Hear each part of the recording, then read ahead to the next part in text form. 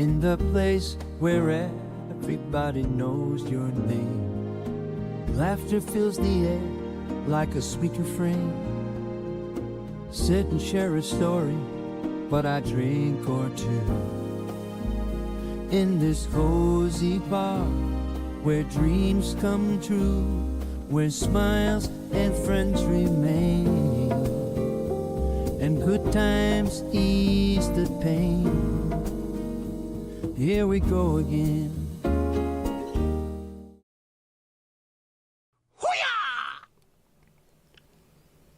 Hello, hello.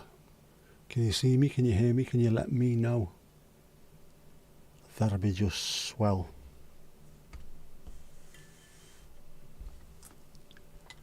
How are we? How's things?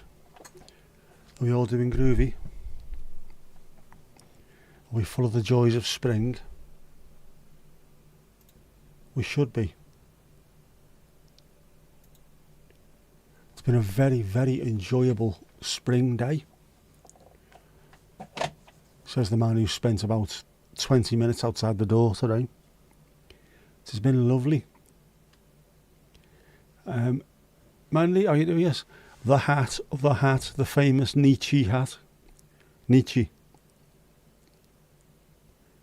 I thought I'd keep it light, summery, you know, seeing as though we're not far away from being summer. Looks lovely out there tonight, you know.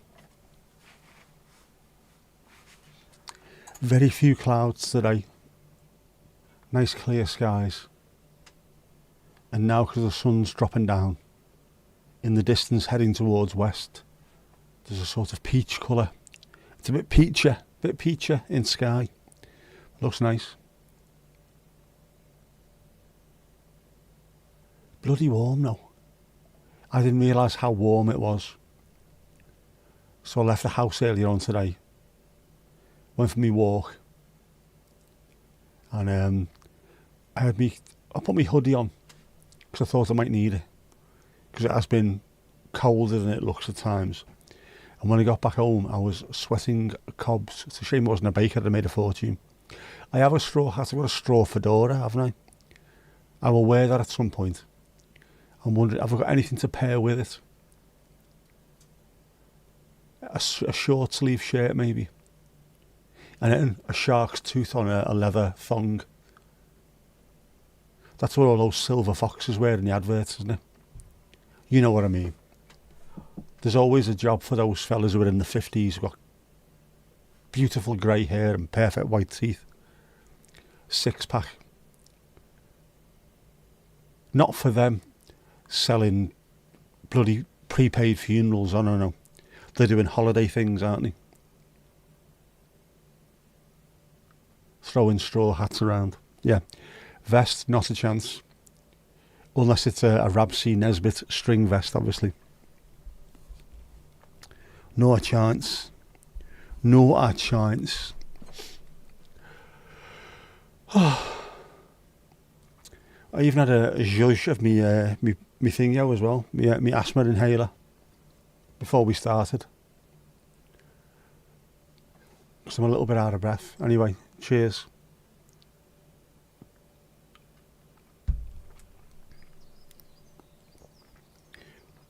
Zero.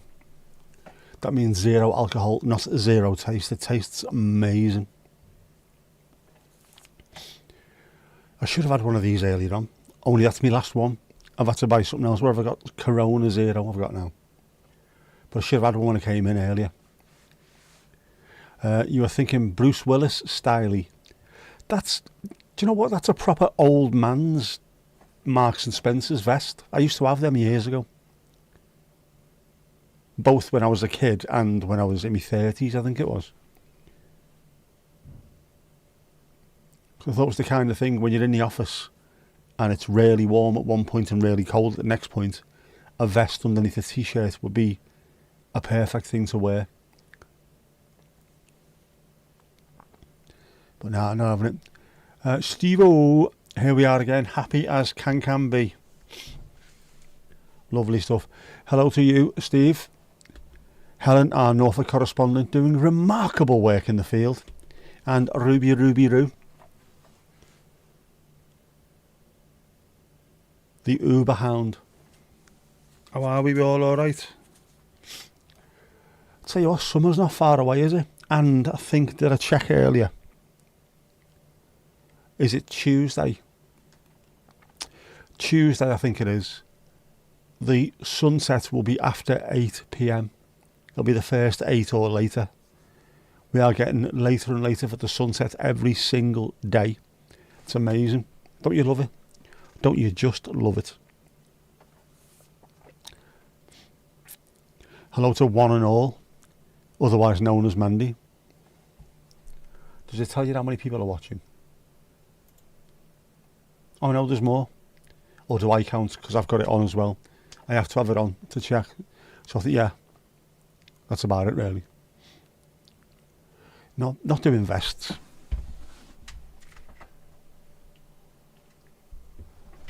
No.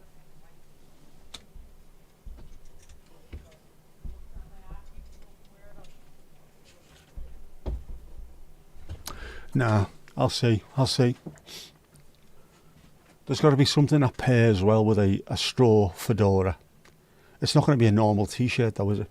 It's got to be a little bit more, a little bit extra. A little bit roguish, a little bit caddish. You know what I mean? Again, one of those silver foxes that works his way through the entire Women's Institute. Gives it the owl wink and the ding-dong, raised eyebrow, and the next thing you know he's having a post-coital Werther's original. You've seen the films. After 8, very minty, very minty. Which of course means dirty in Liverpool, doesn't it? Which you think it mean the opposite, because like mint is either fresh or is a car, if it's in mint condition, means it's perfect. But no, go and get your car cleaned, lad. It's fucking minty. Minty.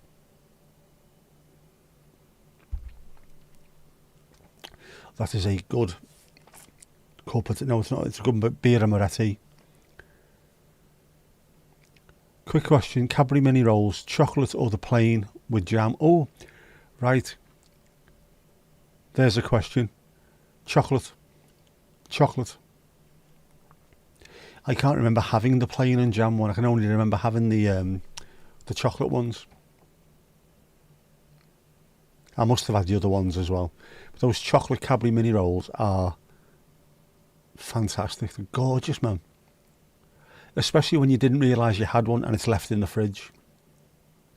Hawaiian shirt. Do I look like the kind of tit who's got a Hawaiian shirt?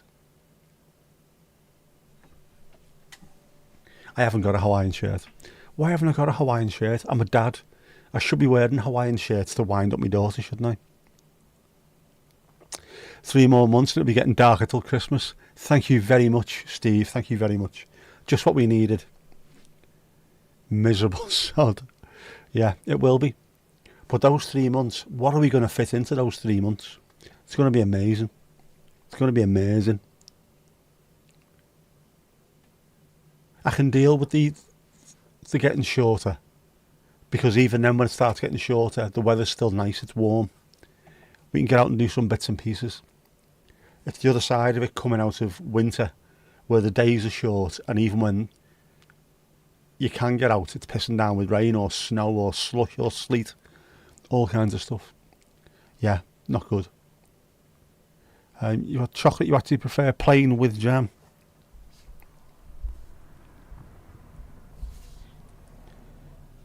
And you were looking to see whether or not people were in agreement.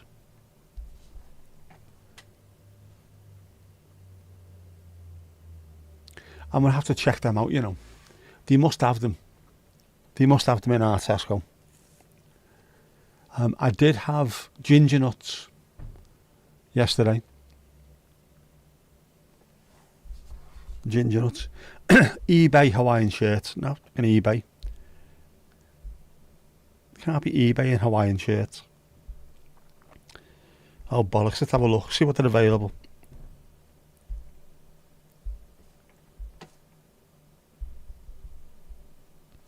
Hawaiian shirts for men.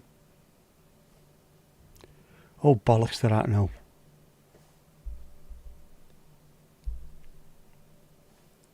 double XL. Oh, these are absolute bollocks, man.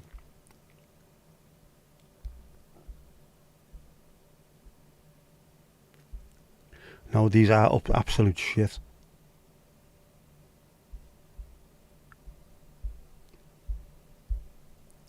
Hang on, let's have a look. Fancy dress.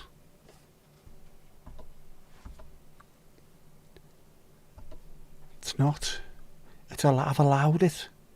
Stupid pissing thing. Give me a second.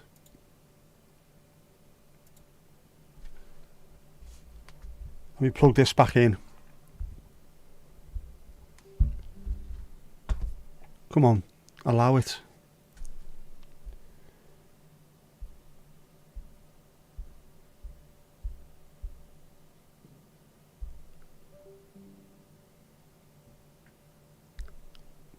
Right, hang on. Right, we're there. We are there. Now let me get this. We're pressing buttons live here, do you understand this? We're pressing buttons live and now I can't see the chat. Whose idea was this?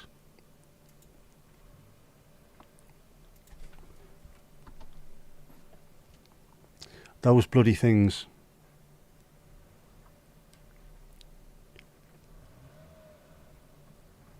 Chocolate ones are too chocolatey. Isn't that the point of them now, yeah? Yeah, it is, isn't it? Prefer wagon wheels with jam in. Wagon wheels, I know this thing, isn't it, shrinkflation, where things are not actually getting smaller, it's just that your hands are getting bigger. Bollocks. I remember them when I was the same size I am now and the wagon wheels were massive. They're not anymore. Blue. Dabba-dee, dabba-die. Not wearing the red one. Sky blue. Double XL.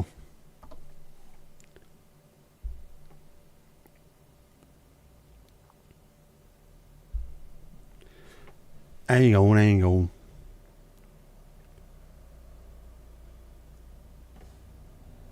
There you go. Order confirmed. What a stupid bloody idea. Yes, fancy dress. Because people go out dressed as knobheads. Not many people sit in streaming themselves looking like a knobhead, so. But it's ordered. There you go.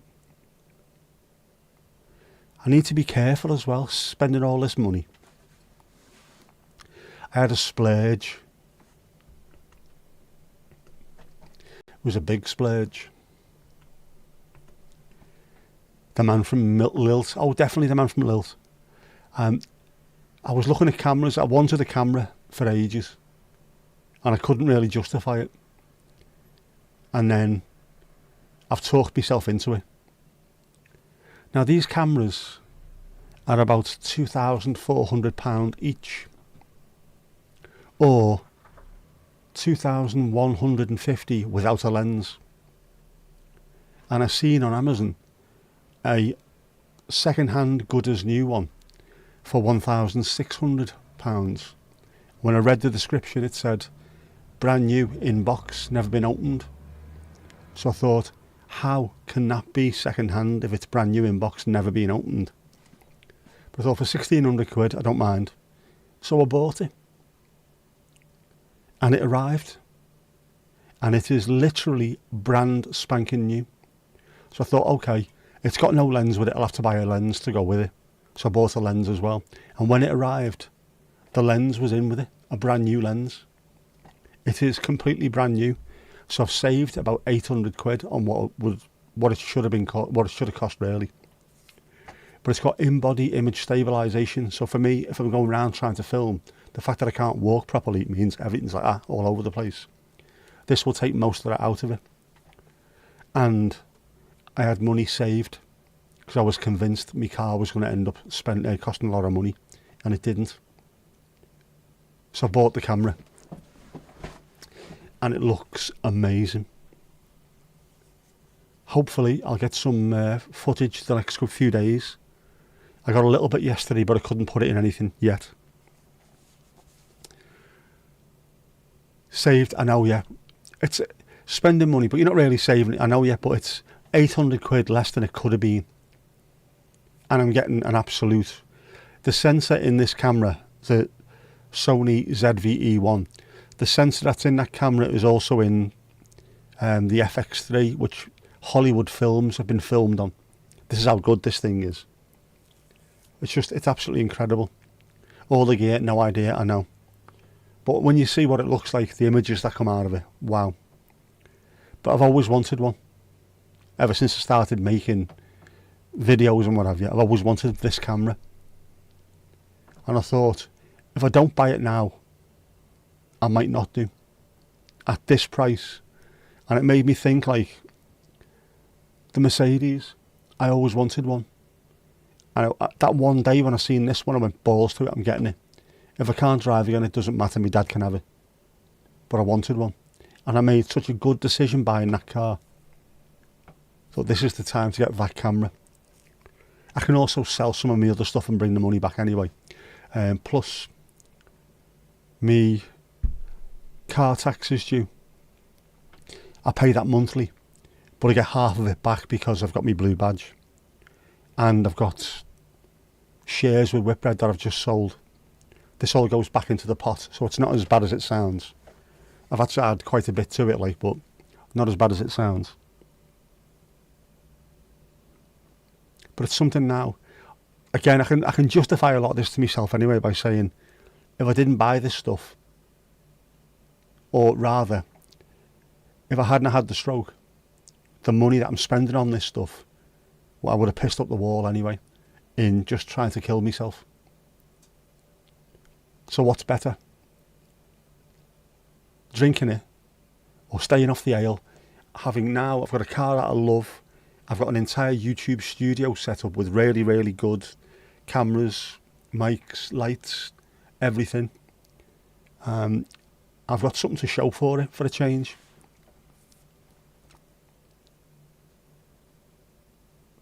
Know what I mean?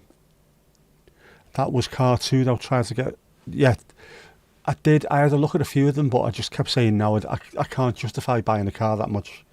Paying £2,000 for a car instead of 500 like I was used to. As it turns out, you can't buy a car for 500 quid these days. Not one that you can drive properly. So I would have had to pay near enough this amount anyway, but I couldn't justify it until the day I realised I could justify it. And I bought it. And it's now 2 years old, but it's 2 years old to me, if you know what I mean. I have had my money's worth out of that. If they took it away tomorrow, I've had my money's worth out of that. Fantastic thing. And it's the same with the cameras. How many streams have I done with this? Well, this camera and the other one. The Osmo Pocket 3. About 90% of everything that's on my channel was filmed on that. The mic gets used a couple of times a week at least. Lighthouse. Can't see it yet, but so can you see there's a moon going over my face, so to speak. It's got a moon on the back. There you go, can you see that bit? Isn't that brilliant? It's also a Bluetooth speaker.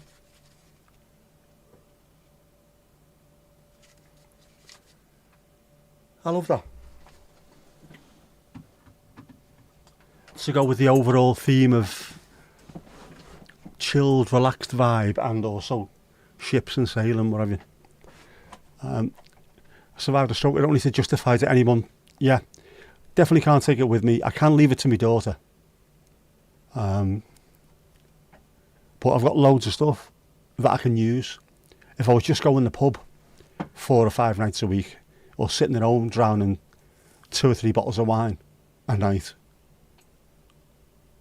you never see the money at all. It just goes. I've got something to show for it, and if I get into any kind of trouble, I have got thousands of pounds worth of stuff which cost me a lot less than thousands of pounds, apart from the fact I've just spent 1,600 quid on a camera plus 400 quid on a lens that's arrived in the next few days. That is the ultimate setup. Sony ZV-E1 and a Zeiss Batis 18mm 2.8 lens. Just the absolute dog's bollocks. As soon as that lens arrives, I'm going to stick it on and show you. The lens that came with it's amazing though. You will be surprised how good it looks. The only problem is, it's me that's in the in front of it. I apologise for that. Yeah. So yeah, balls to it. I can justify it to myself. That's the main thing. If I couldn't, I'd be in trouble. I need to stop doing things where I can't justify it to myself. This I can, so I'm alright with that.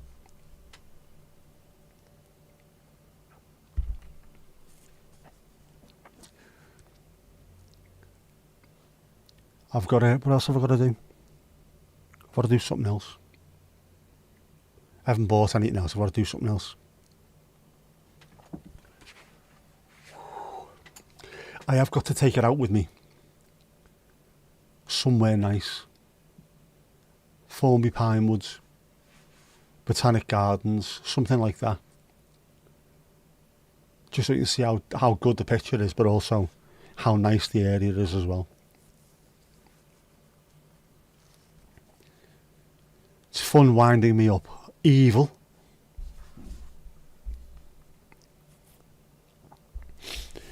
Evils, man. Southampton marching back to the Championship. This is an issue. Hang on a second. Fußball. This is a problem. You've got the same 3 teams come down. There's 3 teams coming up. Leeds will be one of them. But there's 3 teams come up, 3 teams go down. They've all got parachute payments from the Premier League, and it then stops other teams within the Championship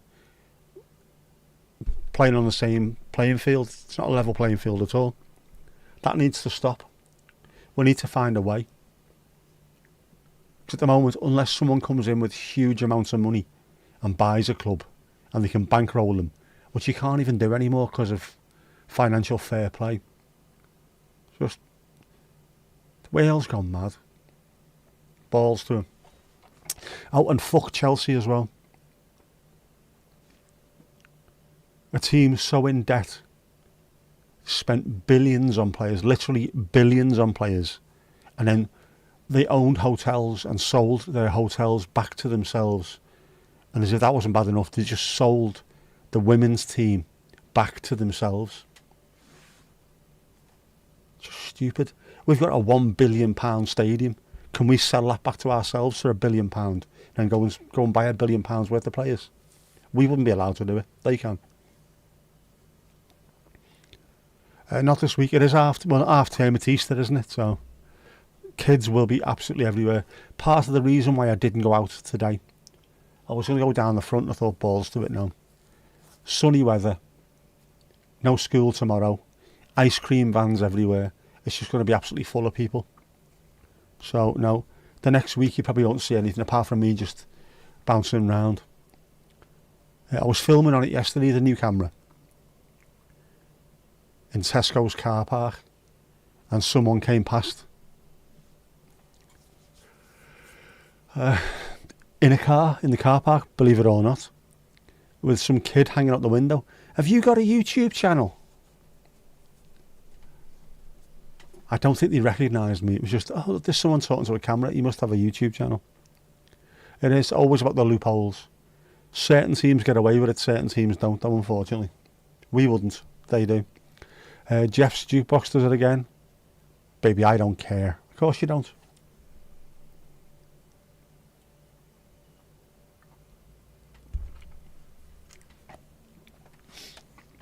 But we do. In anything, if people are circumventing the rules and making things more difficult for other people, something's got to be done about it. It's not fair. It's not fair. I'm telling my mum. That is... Oh, man. That's gorgeous out there. Absolutely gorgeous. It's going to start getting cold tonight, though, isn't it? I can tell already.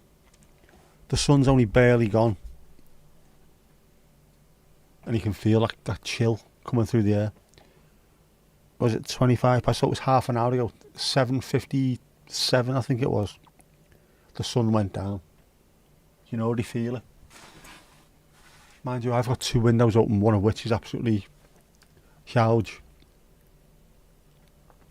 Anyone else see Angie's picture of a Jack and Danny? It's a lovely picture, that, I must admit. Like, who was it used to make those? Who was the famous one for it? What was her name? I should know this.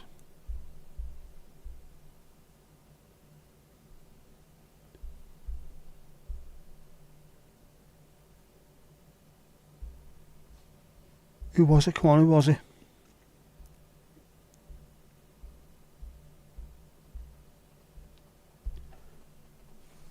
I'm trying to find out who this is.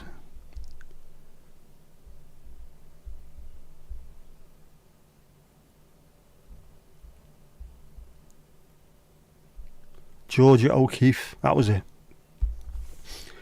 It was very Georgia O'Keeffe. I should have known that before. As soon as I seen G, Georgia O'Keeffe. Yeah, it looked very Georgia O'Keeffe. It's a good picture.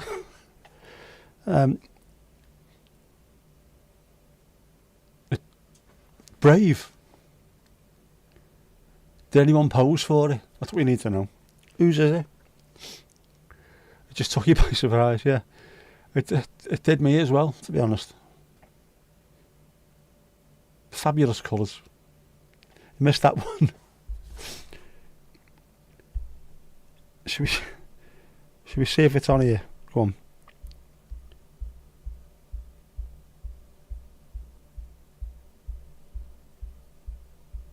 Was it on YouTube or... Yeah, it was, wasn't it?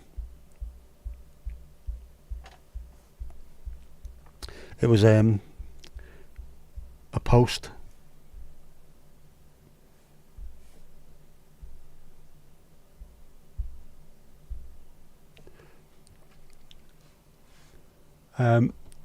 That one. Do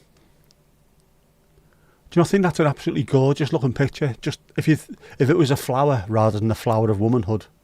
It's a fantastic picture. I love the colours. Sunset down south. There you go. G as in spot. Quite possibly. How you doing, Lulu Bellatini?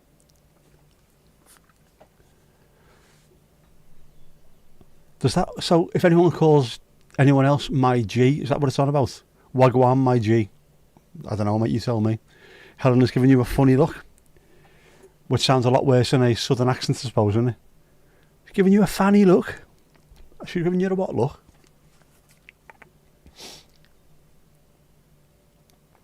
Right, I am not trying to compete with that one anyway. Not a chance.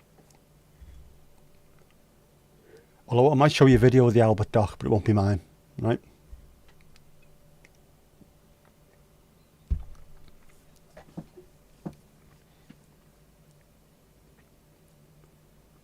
How's things? 38,000 feet up on Mount Pendle.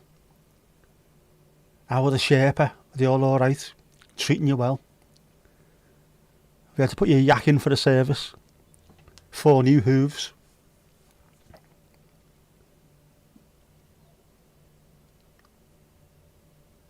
It was looking lovely the other day towards your neck of the woods, literally your neck of the woods.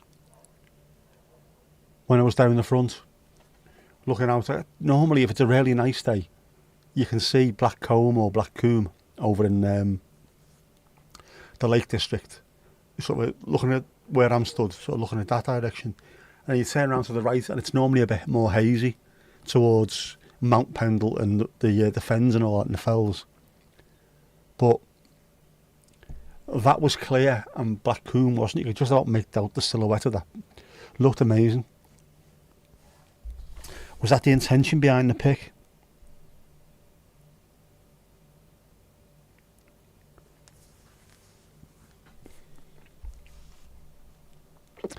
I'm not sure.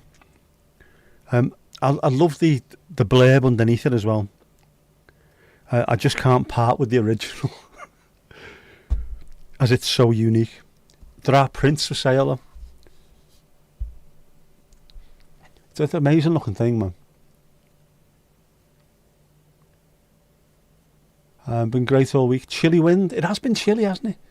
Adjusting diet next week. Well said, that young lady. It's been lovely. And then as soon as, I went out and done my live stream on Friday night, and it was lovely, but that wind that was coming in was really, really biting. It's not been as bad today, but yeah. I think that fellow being serious about glamping site. Anyone being glamping? Is it as glam as they make out? The thing with Saints, they will have inevitably, they will spoil the last match at Goodison. Everton 0, Southampton 1, Aaron, Big A, Ramsdale, 90+1. Blaming Jeff for the spelling. It's always Jeff, F-O-J, man. Put your spleen on it. Monster. Our Lanky getting on. How did Lanky get on? How many days was it? Friday, Saturday, Sunday. Was it a 3-day or 4-day? Some of them seem to have a sense of humour bypass. Some people do, don't they? Waiting for your comment to be deleted. Sometimes they leave them up for a little bit longer, don't they? And then delete them so you don't notice.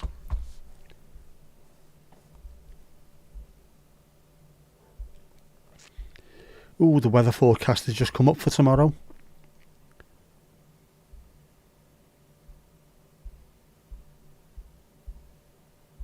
Not a cloud in the sky all day. Does not look good. In fact, Friday is the first day that we've got clouds due. I might have to take Thursday off as well. It's my birthday and I need to go and see the doctor. I'm not joking, look. It's there. Find out whether I've got all kinds of iffy diseases.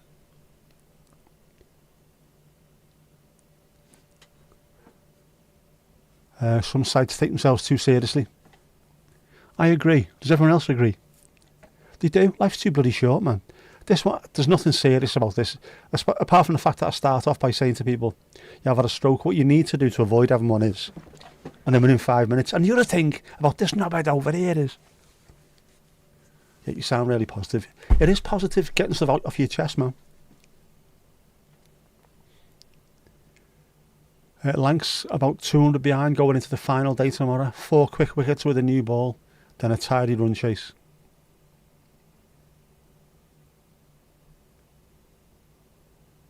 Right, so there is a chance. We still have a chance.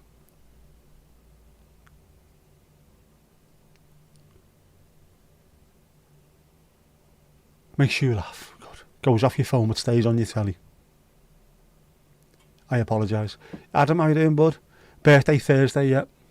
Can't wait. It's the big one this year, isn't it? Well, every birthday's a big one at the moment. You're still alive. You're watching one about an eclipse, not allowed to mention aliens. Is that part of the blurb? Abide by the rules. No mentioning aliens. 101 again. I feel like it. Felt like it this morning. Jesus, man. I was up the crack of dawn. Lenny Henry will be absolutely gutted. Mind you, they're not even married anymore, are they? I woke up. I stayed in bed. Didn't drag a comb across my head. I fell asleep again. And then woke up. But I needed it. I needed that sleep. My knee exploded. But I've been for my walk today. I've hit my target. I keep hitting my target. I don't care now. I'm doing well. As you'll be able to see in a minute. Should we go back a little bit? It was just greys everywhere. Like that there. Greys everywhere where I didn't hit the target, and then now I'm absolutely determined to do well, because it's me health I'm talking about.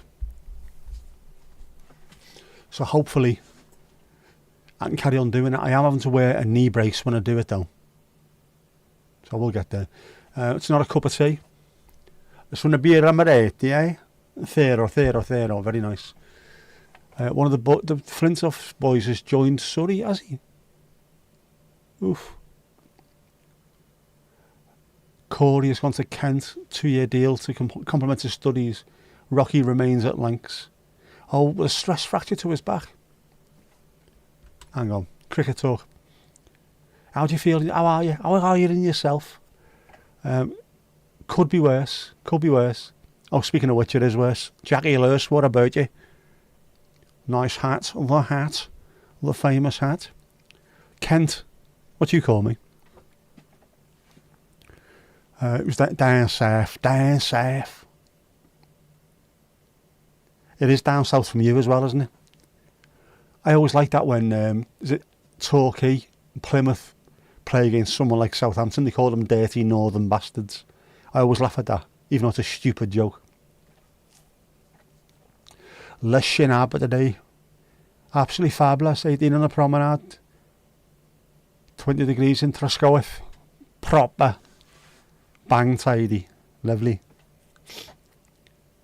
Did a bus just make a stop? Feels like it, doesn't it? The shad has turned up. Quite the place when the sun shines. I despise the fact that people have a go at seaside towns. British seaside towns are lovely all year round, but when the sun is out, they are stunning. We need to celebrate these places.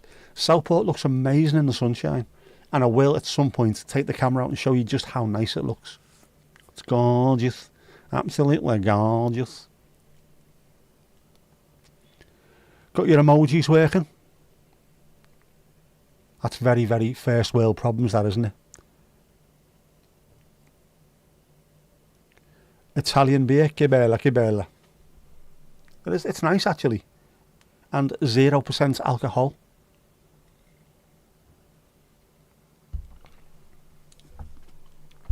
But of course, we do have the thermos because after all, I am worth it. Once the booze goes, I'll be on that. Earl Grey. Dolphin friendly Earl Grey, of course. That video that you sent did the trick. Good stuff, Mandy, good stuff. Fix. There's always a fix. You're on here watching YouTube. If you've ever got any kind of problem that needs solving, just stay on YouTube. You can find answers to everything. It's amazing. Absolutely amazing.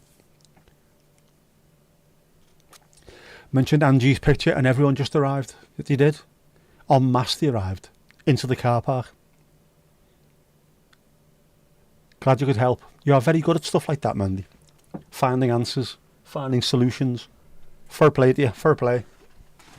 Oh, bollocks. Hang on.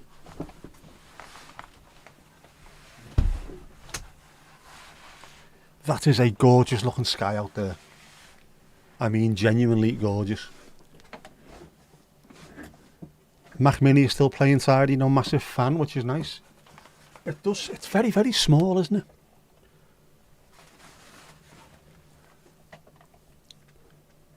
I've seen Peter Lindgren, the Swedish YouTuber, who's got a 3D printer. 3D printed a cage for it, so it goes underneath his desk. It's absolutely amazing. All the cables are tidied out the way. This just sits underneath his desk. He presses the button and off he goes. Stunning, absolutely stunning.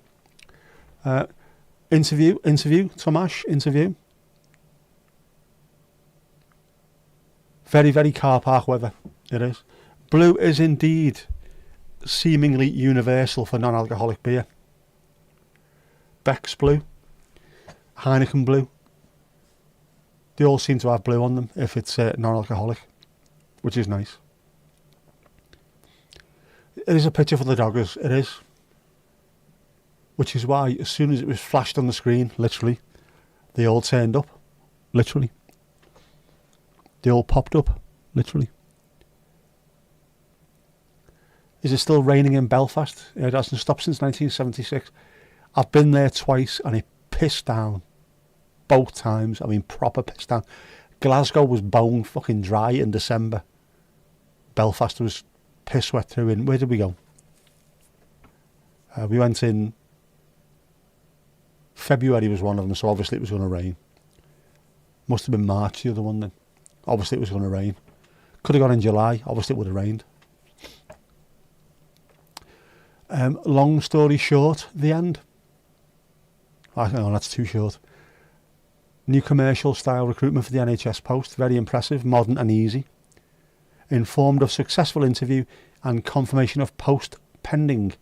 Since then, nothing, nada. Right, the health secretary changing funding and messing around might have put paid to the post. Bollocks. It was nice to at least have a successful interview. Plus, if you have passed an interview, your name will be hidden somewhere in the annals of he's all right. That's what normally happens. We can't offer you anything at the moment, but in about 6 months' time, when we start throwing money at everything, right, it's become available. Go and phone everyone that we said had got through. So, gingers crossed, man, gingers crossed. You've had dry weather for a week. It's a miracle. It's a Christmas miracle. Blue for non-alcoholic and cheese and onion crisps. Which is still wrong. I'm sorry, it's wrong. I've got to put my foot down. Cheese and onion crisps should be green. Salt and vinegar should be blue. Why they changed that, I don't know. Bang out of order. Bang out of order. In the valleys in South Wales, it rains so much that people have got webbed hands. Same as Banks in Southport. 32 kids in a classroom, 2 surnames. Rimmer or... what's the other one? Rimmer or Hesketh, that's it. That's all you're known as.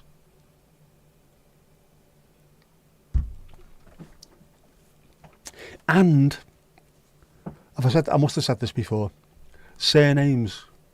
You used to get your surnames either from where you were from or what your family did as a job. Baker, Cooper because he made barrels, Thatcher because they were a bastard.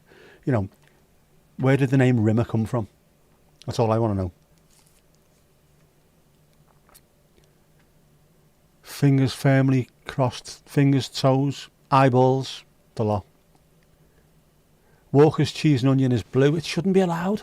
Should not be allowed. How do we get to this state of affairs? Bang out of order. Does commercial style mean 2-year contracts? Rimu?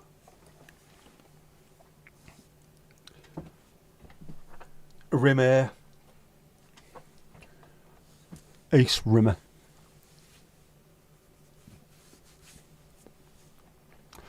Blue crisps in the Netherlands are paprika. I couldn't remember that. I remember loads of paprika crisps over there though. Very popular. Honky Dory's cheese and onion are the best ever. Never had them. Don't really eat crisps too often, to be honest with you. So there's a woman in Liverpool celebrating her 30th birthday. Lovely photo of her with her great grandkids. I'm here all week. My mother-in-law bought her a chair for Christmas, wouldn't let us plug it in. Put this thing on. True though, isn't it? Walkers have always been blue. Dabba-dee, dabba-die. It's out of order though. Walkers aren't even walkers though, are they? Aren't they owned by Lays? Right, so rather than the manager of the employing team doing the advert interview, etc., the recruitment for these jobs was given to someone else. Glossy website, contact with recruiter. Does work well, but also I prefer the personal touch of dealing with the people that you're actually going to be working either with or for. Try to get me to write a good luck jingle, still waiting. I have had 1,000,001 things to do. Is that racist? Are you being racist, father? Should we all hate Scousers now, father? The fucking Greeks. You've got chipsticks, they're blue. Exactly. Salt and vinegar always used to be blue, no matter what style of crisp it was. Whether it was Smith's, normal crisps, chipsticks, squares, Smith squares as well, weren't they? Any of them, if they were blue, they were salt and vinegar. And Walkers come along with I've got a great idea here, lads. Bastards, wankers, never mind Walkers. I will do the good luck jingle at some point. I also want to write my own stuff, not just AI. Much different and better than usual NHS. Alright, now the recruiter has done their bit, I'll be back to with the NHS where wheels turn slowly. Everything turns slowly within the NHS. It does need to be revamped, reformed even. What it doesn't need is to be sold off to profit-making organisations, because privatisation has never worked in any place ever in the world, ever. Because it's all about doing things as cheaply as possible for as much money coming back out. Never works.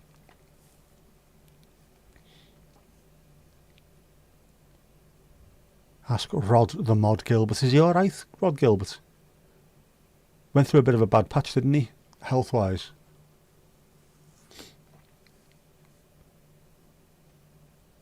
Why so slowly? With anything to do with the civil service, there's so many layers of management. And with it being civil service, the management doesn't stop there. It then starts going up towards government and into government. So you end up with a million people that you need to... And there's always some interfering bastard at every stage along the way. Well, I think. No, you don't think. You're not paid to think.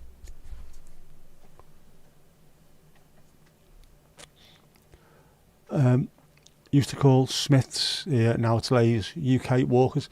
Yeah, I think Walkers were taken over. I'm sure I've read that somewhere. By Lays. And I'm surprised they haven't changed the name. It's probably just because Walkers is such a recognisable brand in the UK. Are you concerned about redundancy, the way Labour's chopping everything up? I don't think Labour is chopping everything up, to be honest with you. And I work for the civil service. I'm not remotely bothered about all of it. We took on so many people within the whole of the civil service due to COVID. Pretty much just going to go back down to pre-COVID levels. So we're not really getting rid of loads of people. We're just reducing what we took on, which should have been a short-term thing anyway. You know what I mean? But then we had to take on thousands more because there was loads more work to do. And also for the likes of us in the civil service, we had to do Brexit,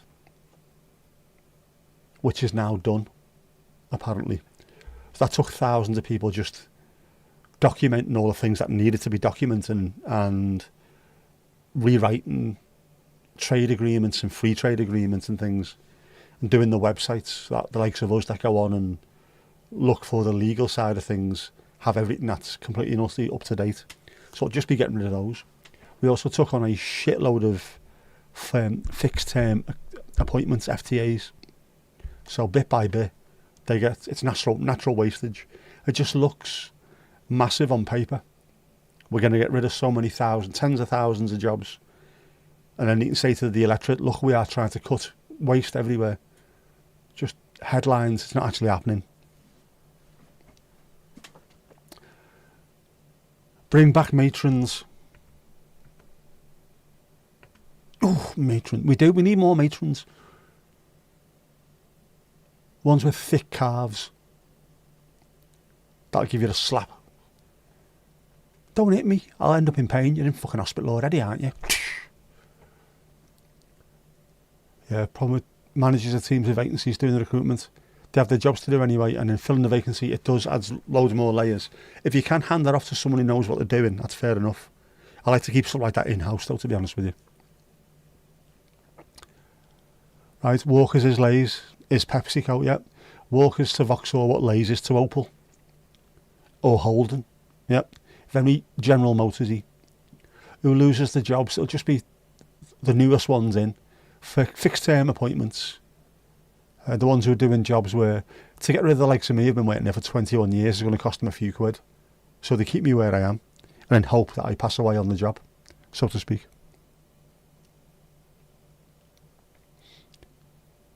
Yeah, not concerned about redundancy. You think you'll end up outsourced and working in some semi-private sector role. Sounds about right. It doesn't work though. It never works. When you outsource things, it's always done to save money, and the only way they save money is by cutting money. And when you cut money in the wrong way, you then cause trouble. Which is why when we outsourced a lot of stuff to a third-party company, it was based on how much money they brought in. They just took everybody's money off them completely. So, yeah, we've made you so many billion. It's all brilliant. When we looked into it, everyone who went back onto an appeal had the money put back on because they did them all wrong. So it cost us hundreds of millions more to be in a worse position than we were in the first place. It just doesn't fucking work, man. Stop it. Andrex's page over there, I did not know that. Natural wastage is plenty of them. We've got an ageing workforce anyway because they stopped doing recruitment after 2008, 2009, wouldn't it? With the global crash. The next one's coming fairly soon. All the subprime mortgage stuff. So they stopped recruiting for ages. So we end up with all these, there's like two tiers. A tier of people that are 45 plus, 45 to 65, where all the brains are and the experience. And then a new intern, or new tranche of interns who are 18 to 25, where all the energy and enthusiasm is. It's then trying to get them up to a point where the sort of the brains and the experience where the older folk are. But there's just that much of a gap in between that's really difficult. Know what I mean? You've done a celebration one already. That's how confident you are. There you go. Mandy's got your back, man. Bring back community hospitals. Should be more community stuff in general, based around where you are. The people who are there understand things a lot more, don't they? Yep, save it for if and when you've served your 12 weeks. No, 12 weeks notice, man. Yeah, in all companies, there used to be one cox and 8 rowers. Now there's one rower and 8 coxes. To be very careful the way I say that. It is, isn't it? Definitely far too much of that going on. You have to pass it by loads of different people as well. As soon as you come up with an idea. Let's go and look at this holistically in the round. Fuck off, you bellend. I can speak fluent business. I hate it. I'm not afraid to have those crunchy conversations. What? What's a crunchy conversation? Yes. I think, can we just roll back on that? What are you on about? And the people who are talking like that say, yeah. I thought we should have more plain English involved in this. Let's go and have a blue sky meeting where we can think this through. Swat. Jinxie, no one put their hand up yet. Bloody hell, we're almost an hour in without anyone behind the bar. It's bang out of order. Well done. Sandpiper will like a lot of coxes. Wait, my turn. Wait. What's a cox? Have you ever seen boat racing? Normally you've got 8 people in the boat who are rowing, and you've got one person at the front who's going like stroke, the cox. It's short for coxswain. If you have a look at the boat race, Oxford and Cambridge, it's normally either a little fella or a little girl, skinny little thing at the front of the boat. Stroke, doing the timing, stroke. And then loads of massive shoulders Americans giving it bags of that, like.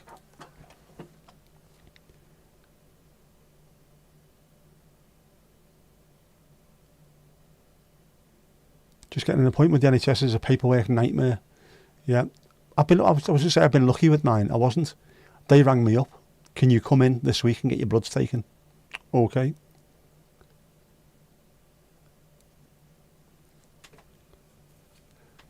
Our Lulu's definitely in the right pub. Sometimes worry about us, then you realise you've found your people. You have. We gravitate towards each other. That's what it is. Look at us. Look at us. We are in the right boza. The slave driver, yes. Either spelling, Cox dictates the action. And you've got to be really, really careful with that, obviously, haven't you? After the boat race, they normally get the little fella at the front of the boat and throw him into the river as a celebration. So when the who was it who did the commentary? Oxford are dipping their cocks in the water. Yes. Susanna makes up words as English is not her first language. Her latest is scrumphy. Scrumphy. What's this a combination of? Something that's comfy? Comfy scrumping? What? What? Ali I was going to be a bit late, she said. She was in Dublin. I warned her. I said to her, no running. I told her, I said, no running. But did she listen? I hope she has. Right, where are we? Where are we up to? Kipper's red.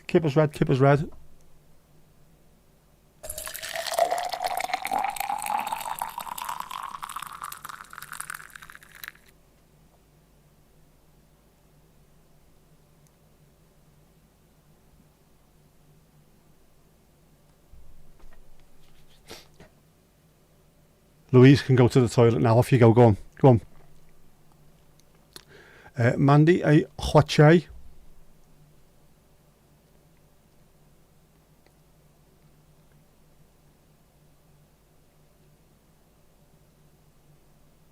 Lovely. Look at that.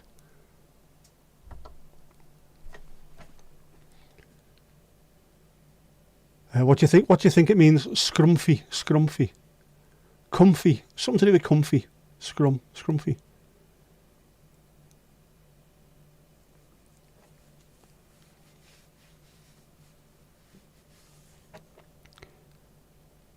Right, scrumphy means someone or something that is untidy, like I can't wear that top, it makes me look scrumpy.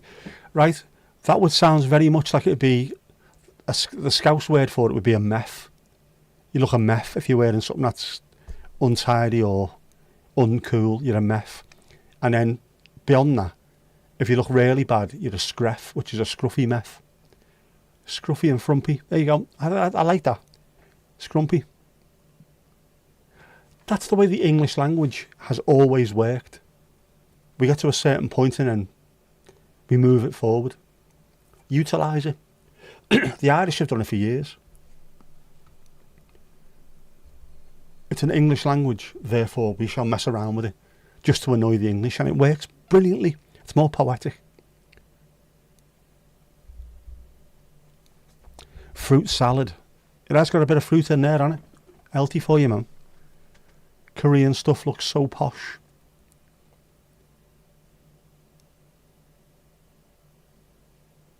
Scruffy and frumpy.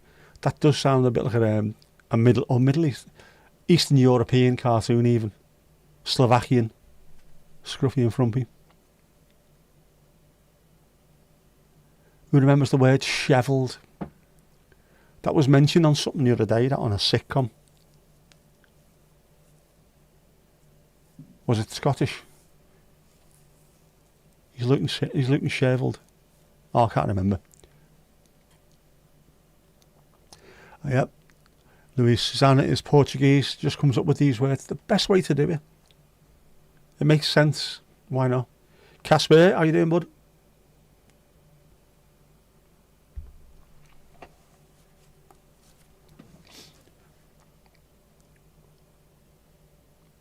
I also like words that they may well have been made up on the spot, but they slowly but surely make their way into everyday wordage. Slang words, what have developed properly. What I don't like is when people try too hard to make something that's going to take off, something that's going to be viral. I hate that. I remember years ago, there was an advert for Skips, I think it was. Ooh, the floaty light. And the first time I saw it, I just went, someone has sat around a table and tried to come up with a viral moment. It wasn't called viral at the time, but they're trying to have that to take off, aren't they? Floaty light. But it wouldn't take off because it wasn't organic. It wasn't just from the people. Loads of slang these days just doesn't sound right. It sounds like it was designed by committee and thrown in on the streets, Scrabble style. There you go, start using that. Shit, man.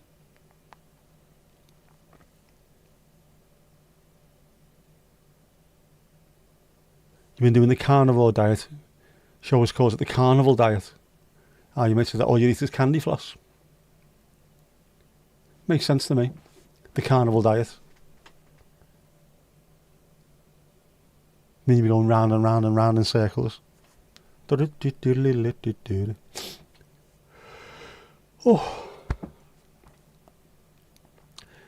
WC break for ejaculus.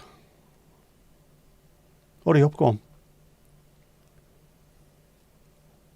Yeah, it must have the same effect. That glug, glug, glug, glug, glug.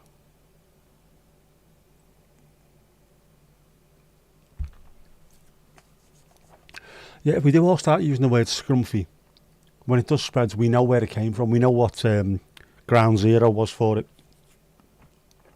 But that's how things should be. It should just be a little bit of a kernel, and then slowly grows and grows until at some point everyone's using it. Which is why I quite like British towns and cities in general. There's loads of slang. Everywhere you go in the country, there's loads of slang that has grown up over decades, if not hundreds of years, the way it should be. Like in Liverpool, calling someone a blurt or a Texan, a bad wool, all that kind of stuff was going for years. A beaut. Go ahead, you fucking beaut, lad.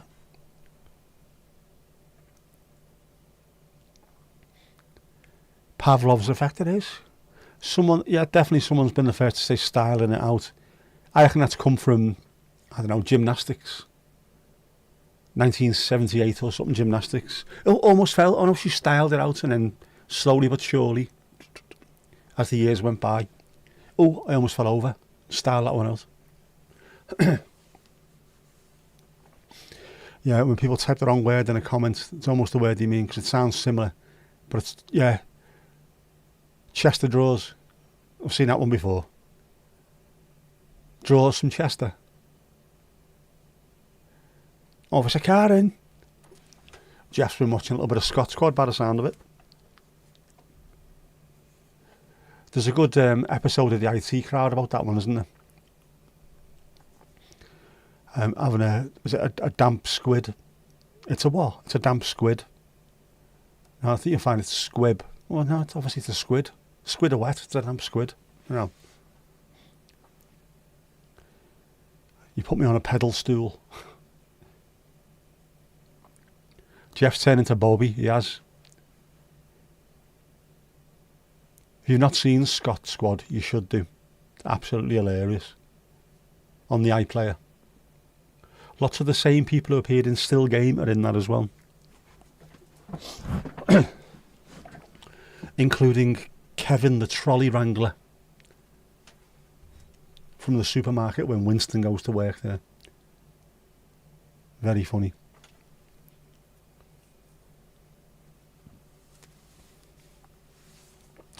Don't use too much slang. English is hard enough as it is. It is. But the only way to learn is by being immersed right into it. Beautiful. Bloody beautiful. Bobby would be better. Aye. Love a bit of Bobby. You mean Bobby Still Game rather than Bobby from Scott Squad. Bobby from Scott Squad is absolutely amazing though. He is fantastic. Yeah, Joey and Friends with a moo point. Although to be fair, fucking hate Friends.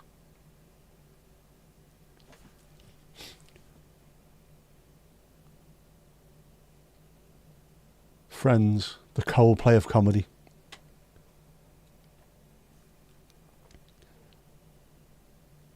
We lived in South Wales and you asked anyone, doesn't matter who, what they did on the weekend, they always said the same thing. Shagging, innit? Shagging, yeah. Fair play. Did that then translate to just being going out at the weekend? I'm going shagging, innit? Off you go, yeah. Keep sending you to the loo, you're going to start using more slang. Yes, I can imagine the echoing sounds from the bathroom of proper northern slang.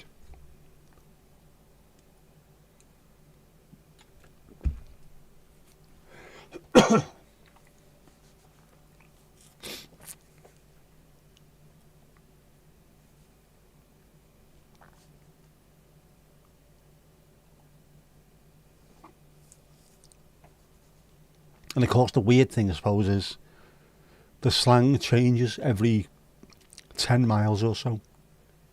Even in Liverpool, I'm from the South End. The slang in the South End is slightly different to the slang in the North End, which is only 10, 12 miles away. Bizarre. Beautiful the way language works that way. Beautiful, bloody beautiful. Or beautiful, beautiful. There can't be anywhere else on earth as mad as the UK for stuff like that. You'd normally have to travel hours before you got a different accent or a different slang, a different regional dialect. You can get on a train, Merseyrail train, from Hunts Cross in South Liverpool to Southport in North Merseyside, and you've gone through about 4 different accents and regional dialects and slangs. It's bizarre. Hunts Cross is getting closer towards the likes of Runcorn and Widnes, so it's very Cheshire-y. Wolves, know what I mean, don't you? Fucking wolves. Bootleful. Bootle's its own little enclave as well, Bootle. That's just a bizarre place. We used to have loads of our work was based around Bootle.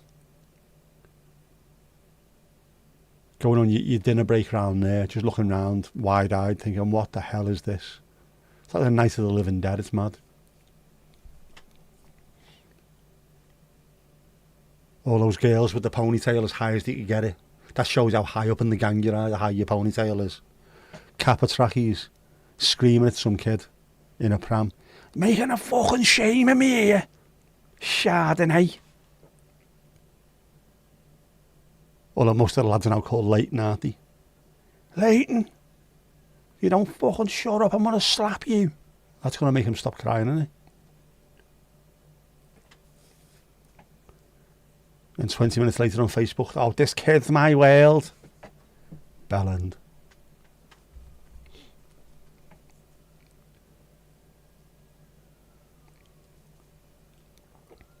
Yeah, definitely, Adam. Yeah. As a British person, you can hear slang from another part of the country and you'll know what it means. Even if you don't know what it actually means, you'll know what it means. The Americans will struggle with that. They really will. But I genuinely think as well,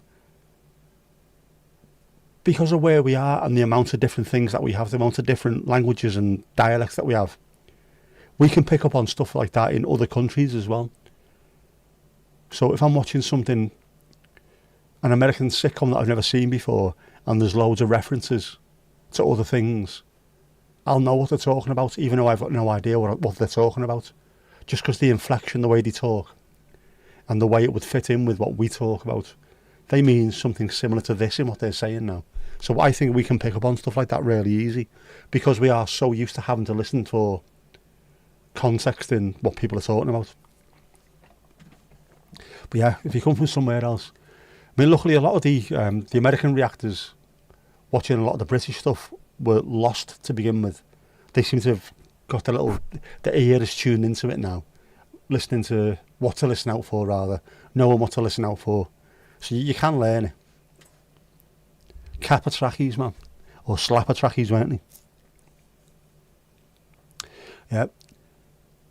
Someone's got a tattoo at the base of the back. It was called a slag tag rather than the tramp stamp that they call it over the US.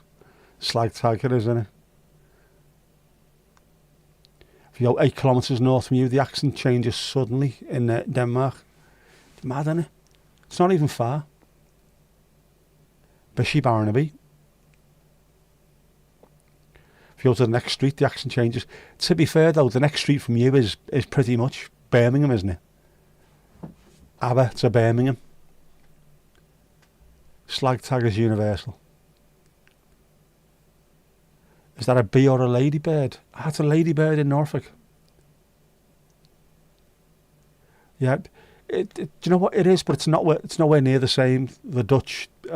There are different. I mean, I spoke with a very, very thick Twents accent, very farmery, to the point where if I went to the likes of Amsterdam, or I got on a ferry and I was speaking to someone, you could tell straight away where I was from. You're from Enschede, aren't you? No, I'm from Liverpool. What? Yes, genuinely.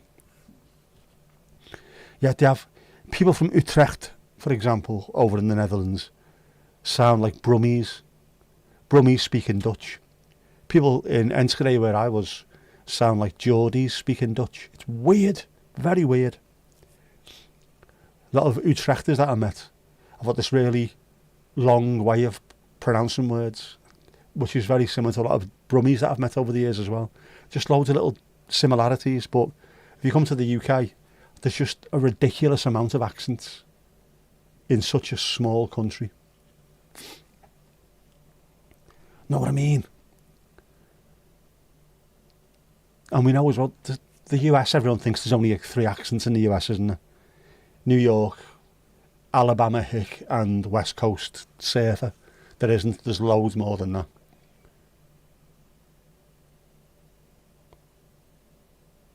But obviously because the TV and the film are so huge, we only ever get to hear a handful of them at best. Yeah, it took the American reactors a long time to realise that if Brits were polite, it wasn't good. Being polite because they're polite. If they take the piss, it's because they like you, definitely. Yeah, so get it right. They've got to learn. They've got to learn. We're brought up with it, so we know it. The more they take the piss, the more you've been accepted. It's the way it should be, man.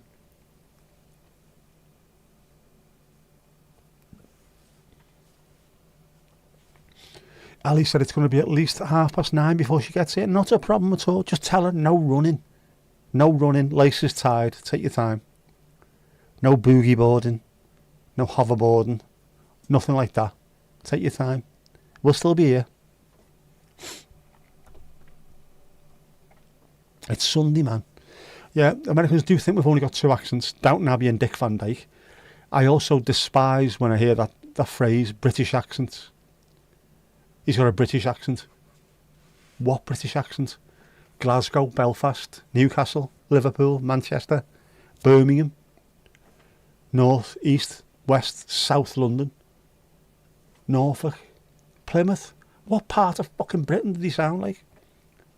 Well, they sound like Hugh Grant. Well, it's not a British accent. No fucker in the UK sounds like Hugh Grant. Apart from people who've deliberately been trained to talk like that. More in common with the Aussies than we have with the Yanks. But they are they are closer to us in terms of when we kicked them out to go over there. We have. They take the piss as well. And also, Americans in general, not everyone, just in general, are absolutely appalled by the C word. They hate it. You see them fainting as soon as you say the C word. Whereas in the UK and Australia, it's used as a term of endearment. Just thrown around like confetti. And as such, it doesn't have the same kind of strength over here. The more you say it's disgusting and we shouldn't be saying it, the stronger it becomes. Whereas here in Australia, if someone says it to you, you don't blink, just, yeah, sound. I am a dodgy. See you next Tuesday. Know what I mean? If you turn the lighthouse around, would the moon show up on the back wall? It is. It is turned round. Hang on.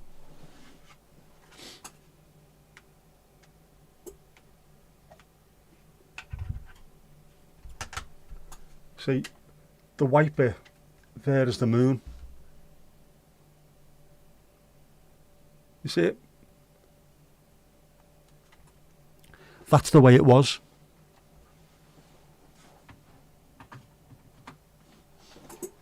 So it's sort of, you see where the alehouse bit, or the free house is, it's on there. I would need to stick it up on a plinth or something. But it's not that bright. It's not hugely bright. It's only a little tiny lighthouse. Have I got it?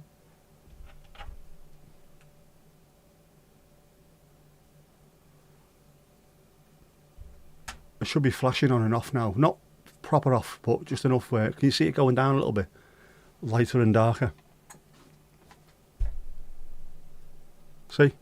Now it's coming back up light. Dark a little bit. Back up. There you go. Like a real lighthouse. And it came with that little plastic ship. Your ship, and you know you are your ship. Yeah, the religious went to America and all the footpads, vagabonds and ne'er-do-wells went to Australia. Exactly. That's why all the pious went to landed on Plymouth Rock. All the thieves, all the baddies ended up on Ayers Rock. So when you go there, we all fit in because that's exactly what we are. Vagabonds, footpads, the lot.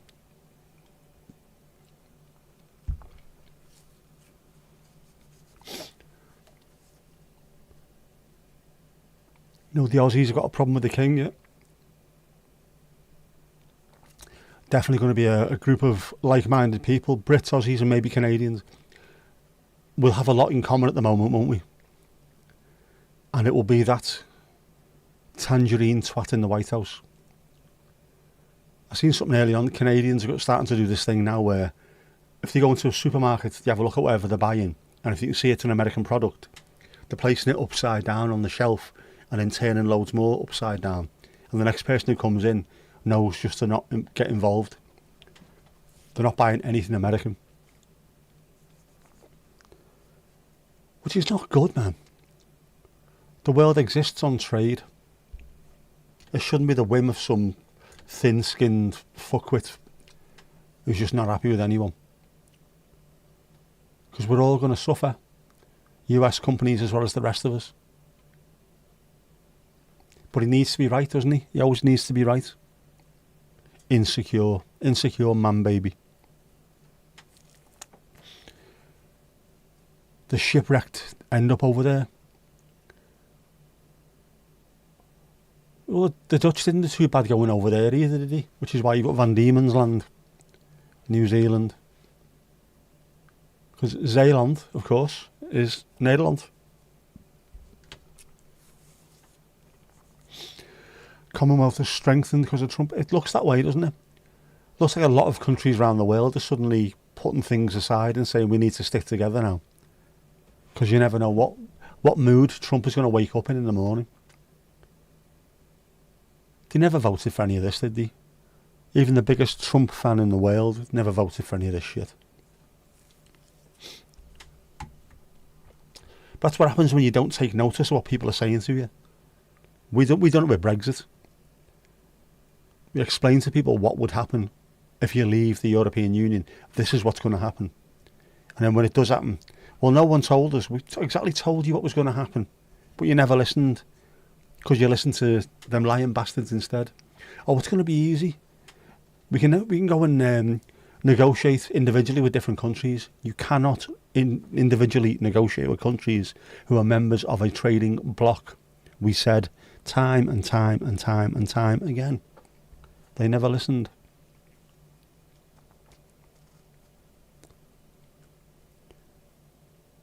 Yeah, hopefully the other countries will trade with each other. The dollar, the rest of the world could bankrupt America tomorrow if they felt like it.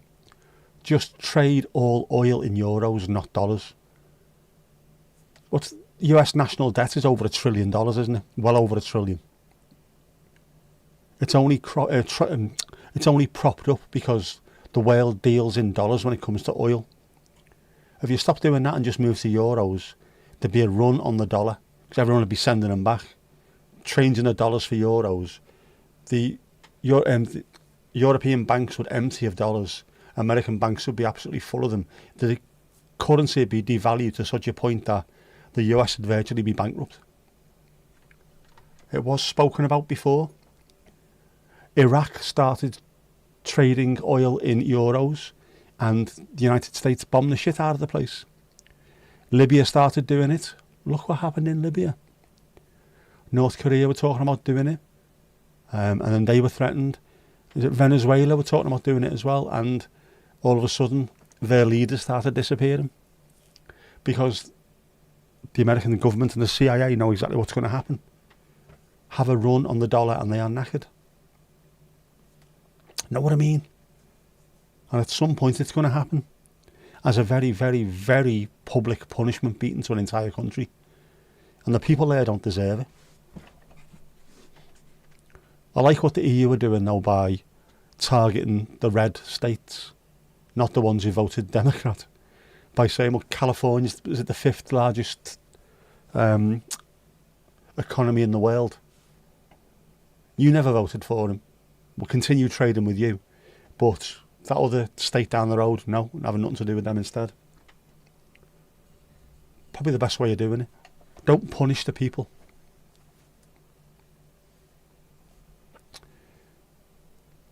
Crash of the world economy and takes the weekend off for yet more golf at taxpayers' expense as well, by the way. Dwayne Eddy's in his back bin.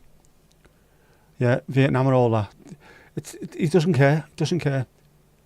There's countries around the world that are going to be underwater in the next few years, or they'll be on fire. None of them care.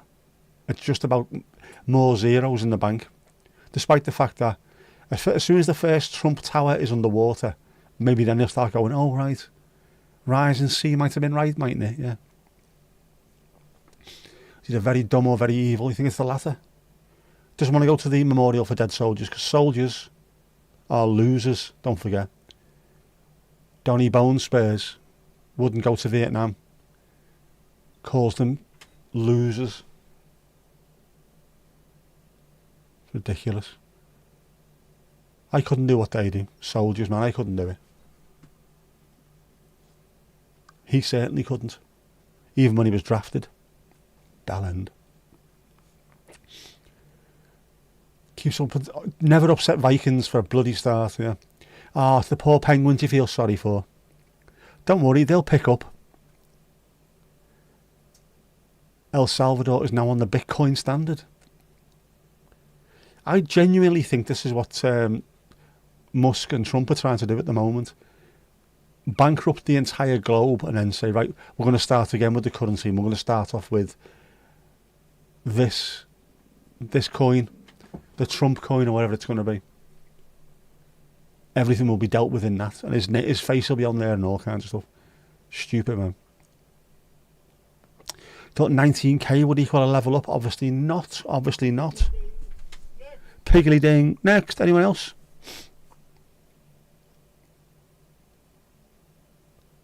How much does it cost to make an iPhone in Vietnam?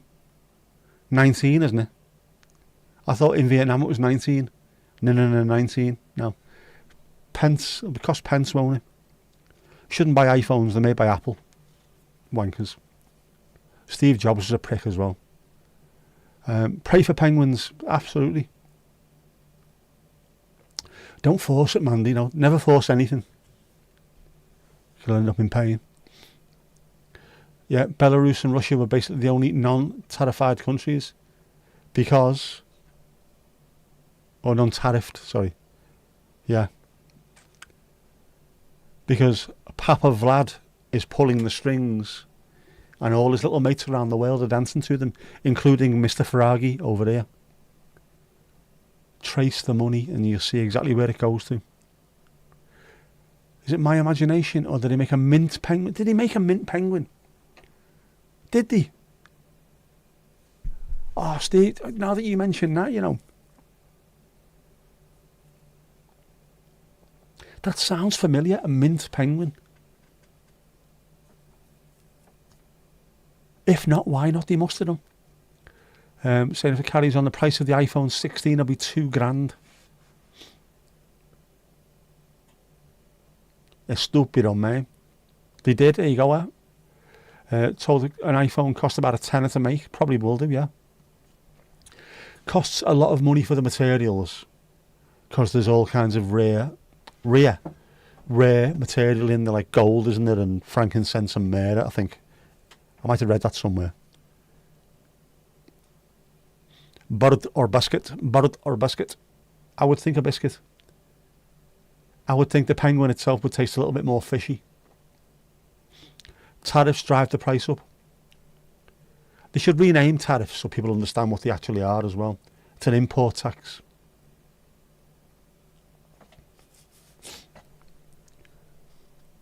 So if you import something and it's 25% tariff, you then have to pay the government 25% on everything you import, which means you've then got to up your prices to cover that 25%. So it's the customers who pay the tax to the government. Understandable in some cases, in like Chinese steel, the Chinese government were subsidising Chinese steel so that people were selling it, Chinese companies were selling it over here at a loss, which would put British steel companies out of business. The Chinese companies would then come in, buy up UK steel companies till they had the monopoly on it, and then the price would double, triple and quadruple. If you've got the monopoly, then you can't do anything else. What are you going to do? Import it from China? Anti-dumping, that's the reason why you have it. Or in the case of Teslas coming over here, taking our jobs, stealing our women, to protect the European EV car market, you put tariffs on their cars coming over, which will then encourage more Volvos and Volkswagens and whatever electric cars to be sold. We're the only ones who lose out. The people paying. We pay it. We pay that tax, man. Half bird, half biscuit. Boss band. You never licked a real penguin. You never lived, Steve. You never lived, man. Come further north. They're everywhere here. As soon as you get past Buxton, I think it is, in Derbyshire. Just go north of Derby. And it's just they're everywhere. Penguins. You can't walk out the street without banging into one of them bastards. You're eating a tin of sardines. Don't judge you. That sounds like a very Portuguese thing to do. Or something to do in a Portuguese household. Aren't sardines huge in Portugal? My mum and dad go there every year and he speaks highly about eating sardines 24 hours a day. More popular than Greg's over there, apparently.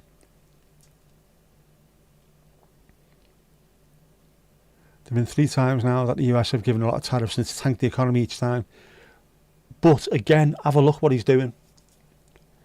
If you put tariffs on, the economy dips. You then go and buy a load of shares at a low price. You then reverse the tariffs. The economy bounces back. You sell all the shares that you bought.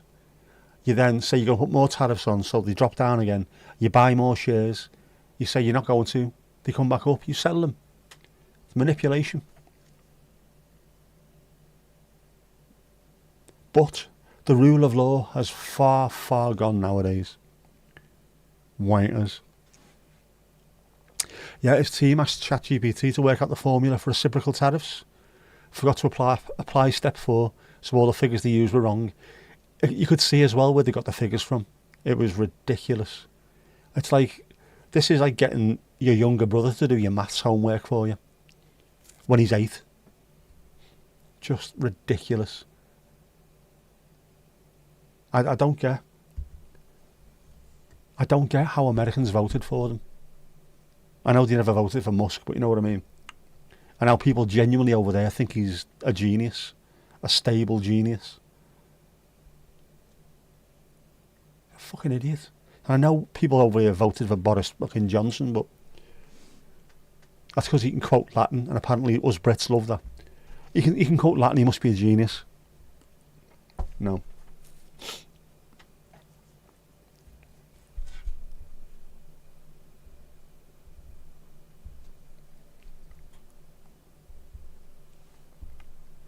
Man's a fucking aegis.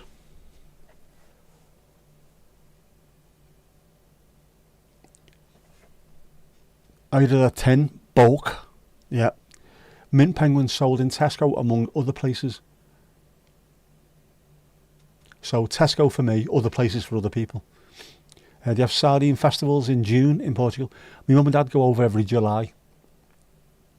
I'll tell him that. If they've missed out on a proper festival over, he loves his sardines.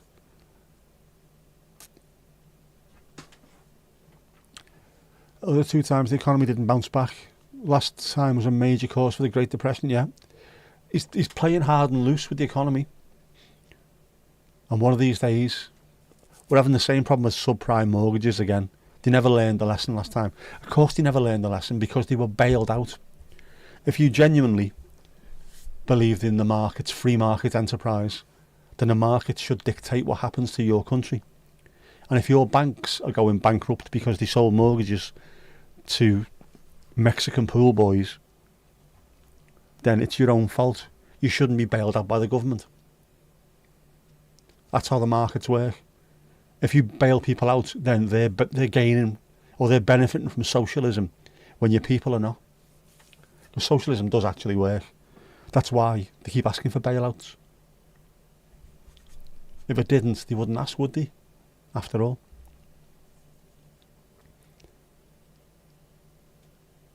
A lot of gibberish to you. You're more of an alpha person. Yeah, in Portugal they don't sell fish fillets. It's always the whole fish with bones. Susanna was shocked to see it when she came over here. That seems to be a lot of places, especially around Europe, especially Mediterranean. It is the whole fish, isn't it?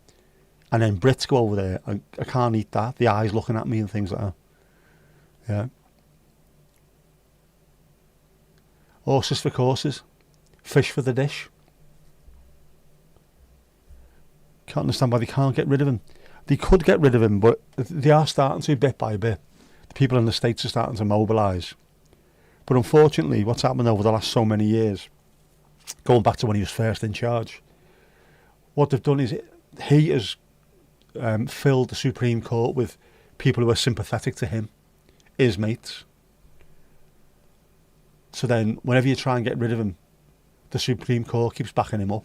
Or there's enough people in the Senate, or the congressman, he's got enough people in his pocket there who are supporting him no matter how bad he is.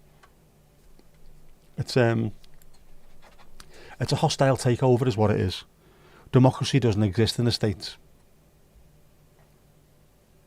They might think it does, but they don't. Yeah. Now, democracy doesn't exist. He's bought his way in the same way that, or in a different way, but the same way as when you've got Rupert Murdoch, an Australian who is a US citizen who buys elections in Australia, the United States and the UK. And then David Cameron, when he came in charge of the Tories and became Prime Minister, just brought in a load of his mates to the BBC. So the BBC is now full of, everyone says it's full of lefty lovies. Well, it is, apart from the news and current affairs, which is full of right-wing lunatics and conservatives. So the news is heavily skewed towards them.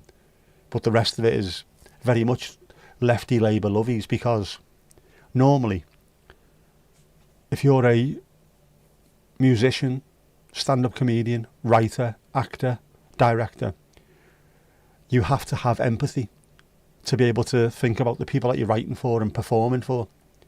And more left-wingers have empathy than right-wingers, just naturally, because if you're right-wing, you don't give a shit about anyone apart from yourself and the profits.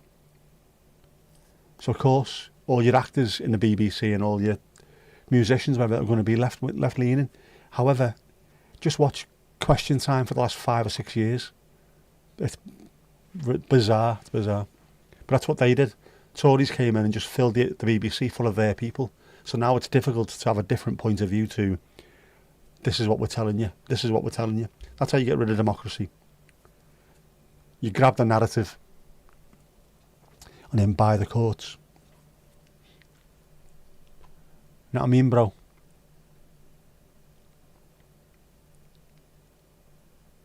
If our PM got on like him, they'd be booted out. They wouldn't, because Boris wasn't kicked out.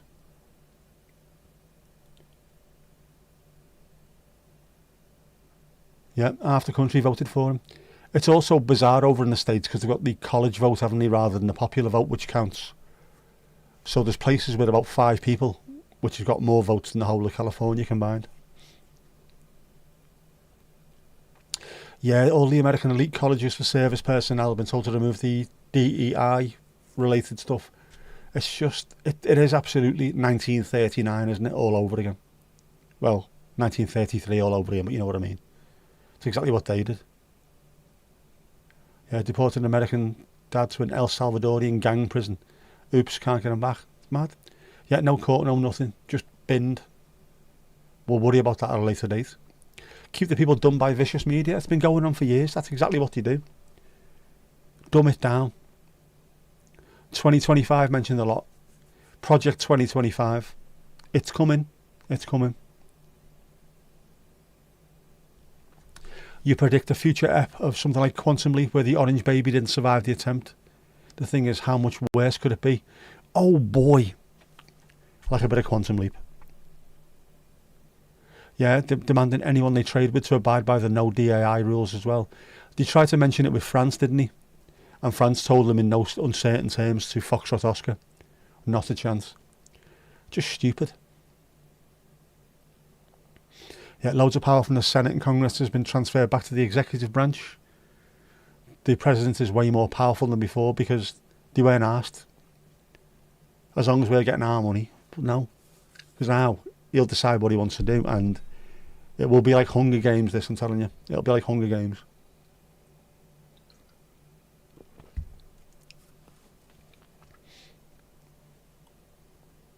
So why have all the news people left recently beyond left-wing politics? They have done because they can't get on proper news shows anymore. They're just not allowed to. The BBC will not have any left-wing people on there at all. They've all had to leave because the place is run by Cameron's mates, and it's all done from a right-wing point of view. Although, for the first time in a long time, I mean, the BBC are so far up Israel's arse, it's unbelievable. That's why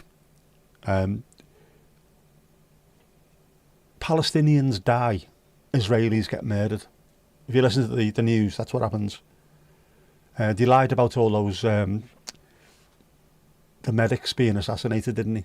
And the BBC actually called them out on it. What is going on here? But normally they're just as right wing as they can be and get away with it without getting Ofcom going mad. And Ofcom don't give a shit either. So that's why all the proper left wing news people had to leave and start doing podcasts. It's the only way you can get your own stories out there.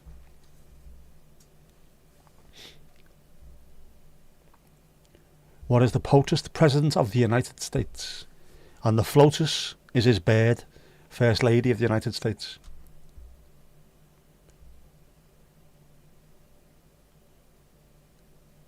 Yeah, in Back to the Future 2, Trump was president, supposedly a joke, and that film came out in 1987. He was also in The Simpsons, of course. I don't get it. I don't understand why people think he's some kind of good businessman as well. Bankrupt 6 times, isn't he? No good businessman gets declared bankrupt 6 times. Sorry, they don't. What he should have been, really, in a previous life would have been a barker. A circus barker. Yeah, life imitates art. It does. So many left-wing podcasts now, it's wild. Because people are fighting back. The left hasn't got a voice on mainstream media, so they're having to fight back every other way they can. They can't fight back via Twitter anymore because Musk has got that sewn up. It's a right-wing echo chamber full of people calling each other Nazis as well now. Just fucking mad. You're not right-wing enough. A Nazi. What? The BBC is so left, it's ridiculous. It's not. The news and current affairs is as right-wing as you can possibly get. But everywhere else within the BBC is because it's full of creative people. Creative people have empathy as a natural thing.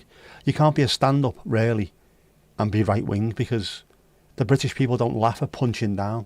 You laugh at punching up, which is left punching up at the posh tough rights. That's about it. But it's in my opinion, no, it's not really my opinion when it comes to that kind of thing. Empathy.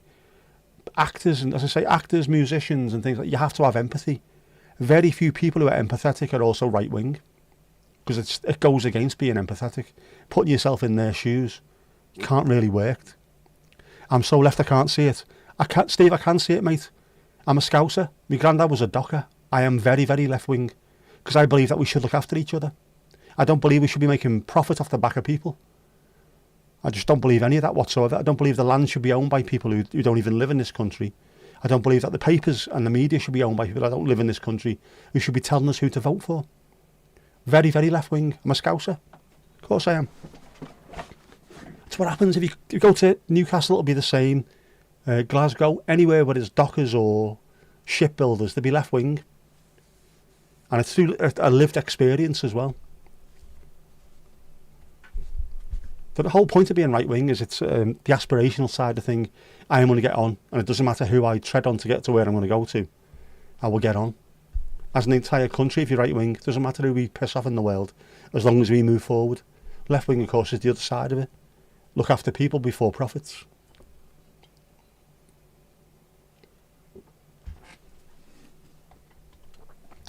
Up the workers.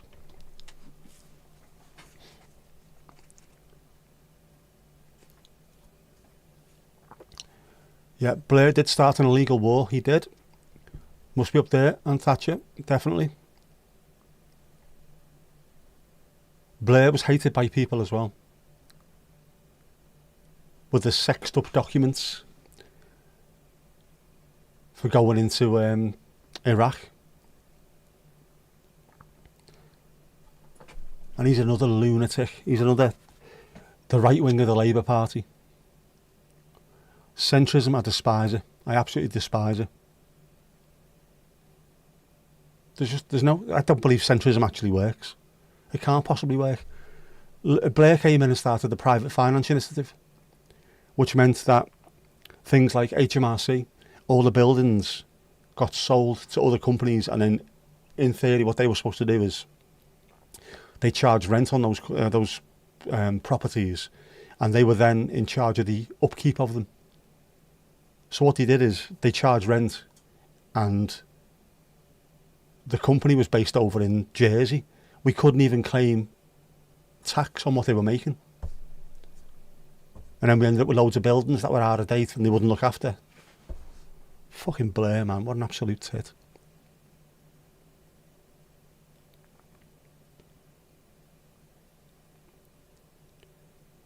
Yep, you're on our left. I know, Steve, you're not all left, mate. That's not a problem at all.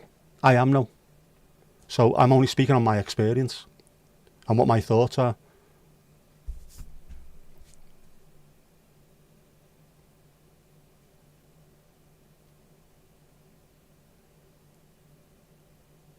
There isn't a political party view. You're not left, you're not right. You believe in elements of both. I don't see how you can, to be honest with you. On the main points, you're either left or right. You either believe in privatisation, money over people, or you believe in looking after the people and everyone paying their share. I just don't get it. Centrism has ruined this country completely. Because you don't get centrists. What you get is right-wingers in a different colour fucking tie. Hate it. Absolutely hate it. Maybe you're an anarchist in the true sense of the word, not the stolen version. Yeah.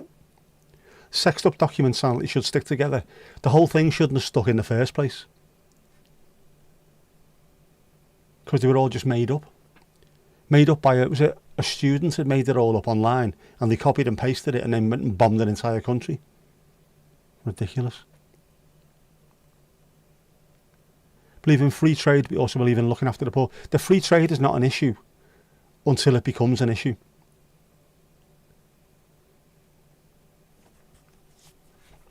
If the free trade is brought in place of looking after people, that's when it becomes a problem. When it's profits over people, which is what all of free trade is, that becomes the issue. And you can't look after the poor unless you start taxing the mega rich, which they don't believe in. Ali Ali O. Piggly ding.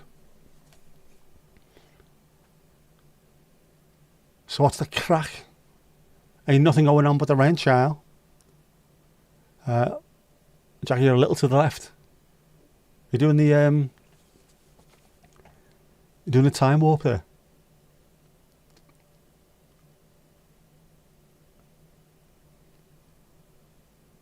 How was Dublin? Dublin's fair city. Not just Dublin, it's Dublin's fair city, remember that?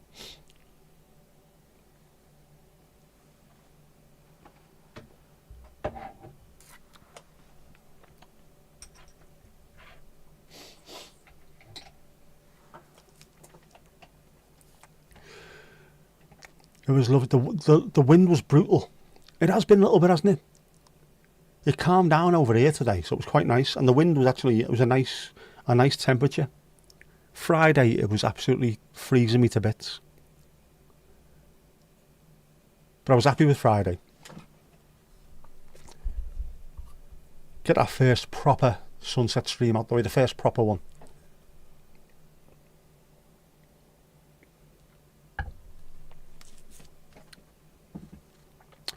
Do you say go down to Dublin or across? Do you go across to Dublin?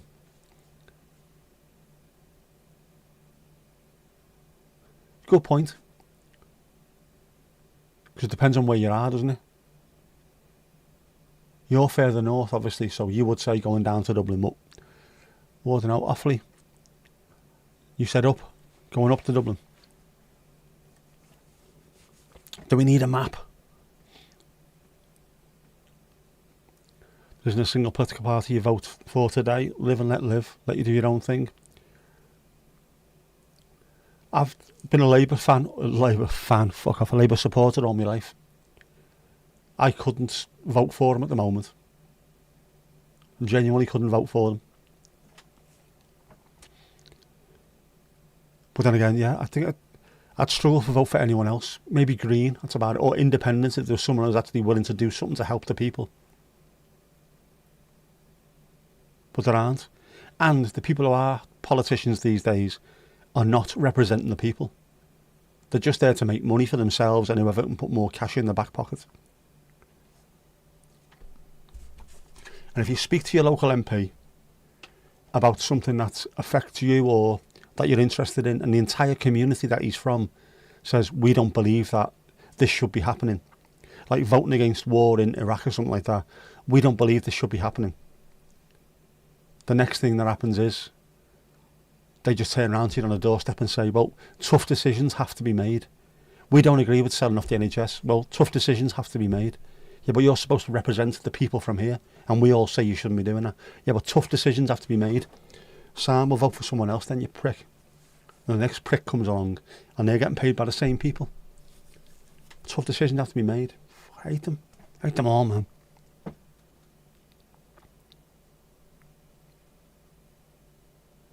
Cold air today. Highest temperature was 10.2. Last night it was minus 4.6. Lovely today. I think we were up to plus 16, I think it was today. Plus 17 maybe. It's nice. Hence the political class. These people nowadays are horrible. The ones who all like to step off the screen of a Halifax advert with the same suits. They're just career politicians. Talking to my mum about it the other day. As much as I hate the Tories, have a look back to the 1980s and 1990s.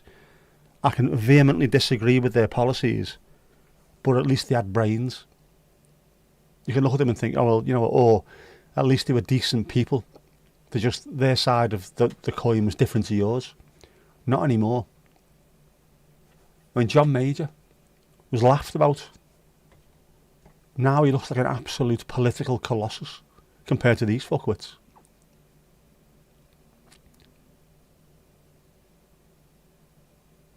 You don't get to vote Tory or Labour, and you still get them either way, don't you, Jinxie? You had 15 degrees over there today, and dry, no rain. What's going on? Yeah, in Wales you can vote in the general election, but your lives are more determined by Welsh Labour or Plaid Cymru. That's another weird one as well, isn't it, with the sort of devolved parliaments as well. And no matter who you vote for, you only get who the English vote for anyway, don't you? Makes perfect fucking sense. But you won't have proportional representation because that will stop what we know right now. Can't have that. Can't have that, man.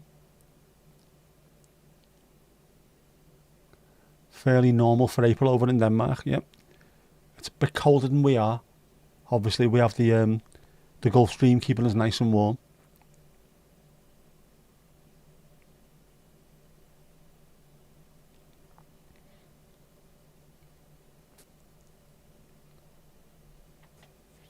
Off, mate, no worries. Great rest of the night, and yourself. Don't forget to throw your bones in the bin. Yeah, your go-to image I've made you is spitting image, grey, eating peas, exactly. Because that was the kind of person he was. And still is, to be honest with you. But, he's like I say, if you see him now, he looks like a political colossus compared to these lot. When you hear him talking, it's like, this is a proper politician, or the way a politician used to be. Someone that you can disagree with, but you can listen to. Not just sit there throwing things at the telly. Funny if you go back and look at Prime Minister's Question Time as well. Back in the 90s. It was more fun, it was a bit of a laugh. Some stuff got mentioned in there, but it was all just, oh yeah, go on. Now everyone's screaming and shouting and hooting. It's like two buses of different school kids meeting somewhere. We shouldn't have brought these two schools to the same place at the same time. A massive kick-off. Screaming and shouting from bus window to bus window. Ridiculous, man. Grown-ass adults.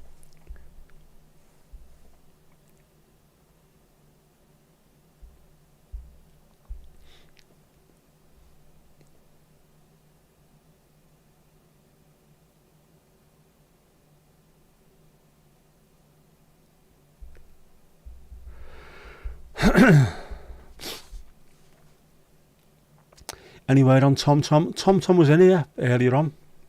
Tom to Tom Tom Tom Tom. He was here. He said hi. He said hello. He said hi. He was around. You know what he's like though. Sunday nights, hard at it. Working hard.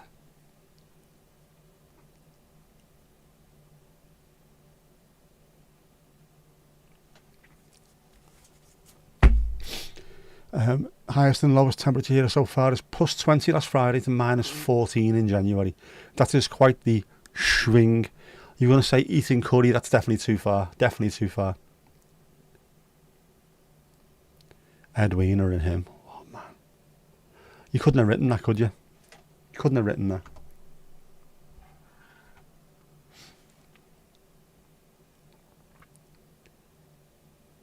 Can't even think about it, can you? Edwina Curry and John Major in the throes of passion. Do you reckon he kept his socks on? Who's on Twitch? That's me.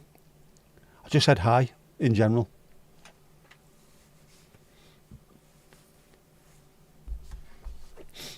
Because if you say hi in general, it generally says hi. What?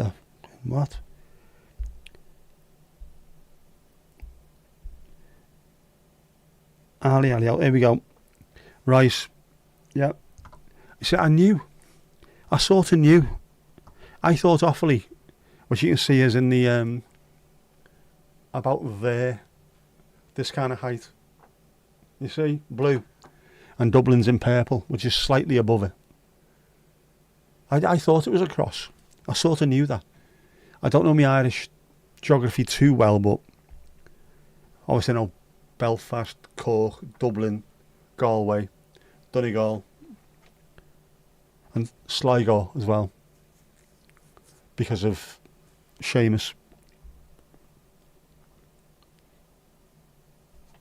It does look amazing. I have to go there at some point.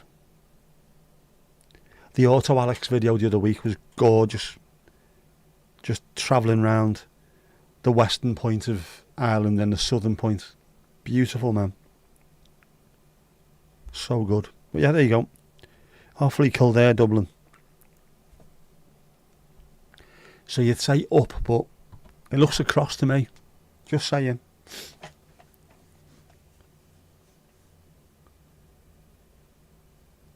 Any words will all be scandal and gossip. Turellement. Andrei Kanchelskis, there was a right wing heel. Oh, he was fantastic. Absolutely amazing. What an incredible footballer. Him and Tony Grant in midfield. Unstoppable. How are you, Tom? How's Mrs. Tom? Can you hear me, Mrs. Tom? And Domingos Duarte. El gato más guapo, eh? Domingo is wiped out from helping you in the garden today.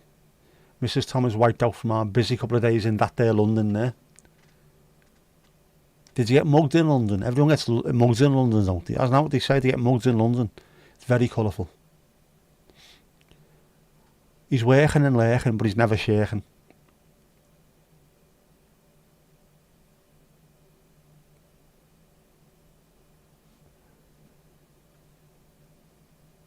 Interview, we've had that earlier on. Interview went okay. It's now hoping that what happens after the interview goes alright. Consumed by the Sunday night back to school scaries, more like the Sunday blues, man. Yep. Helping in the garden, digging or scarecrow. But that's two completely different strings to his bow, but they can do both at the same time, can't they? El Gato. Yes, short answer is past the interview, but there's no job yet. There you go. Straight from Tharsa's mouth. Paw Patrol, chasing the bees. Bless him, bless him.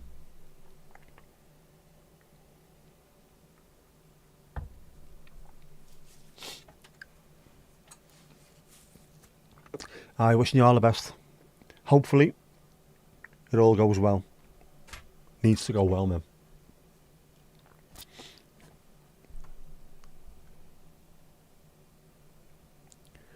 Right, well, it is Sunday.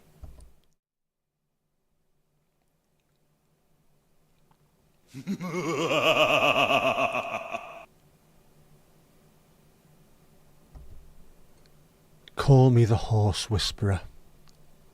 Who's he whispering to? Oh, Grand National this weekend, wasn't it? We will win the Grand National. Come on, Findus Lasagna. That's not Findus Lasagna. We are the champions. All right. Was Jeff on the winner, was he?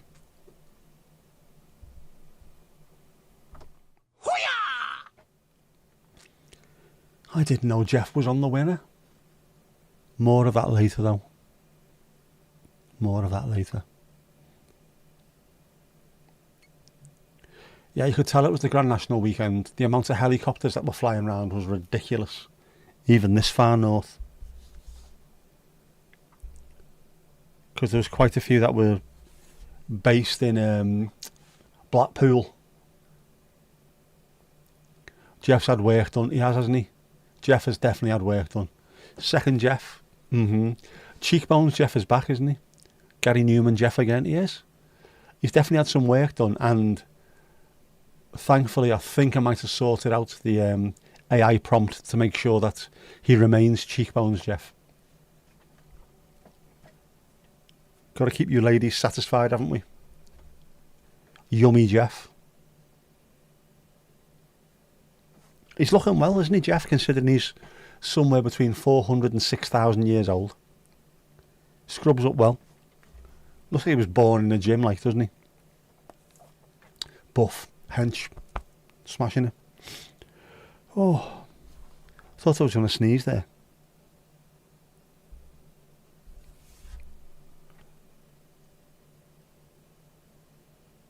That Gary Newman video was on again yesterday. I should have watched that. Hang on a second.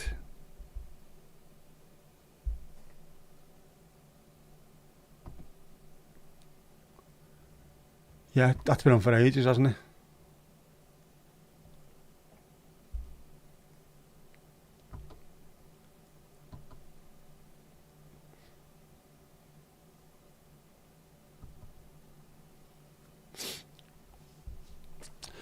Oh well, let's change though. Happy days.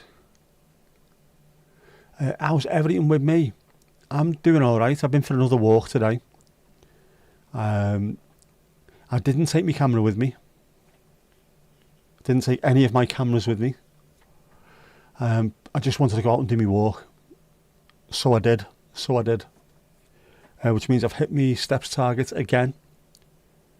Hopefully I'll keep on pushing myself until the left leg looks more like a human leg and less like an Ian Geordie leg.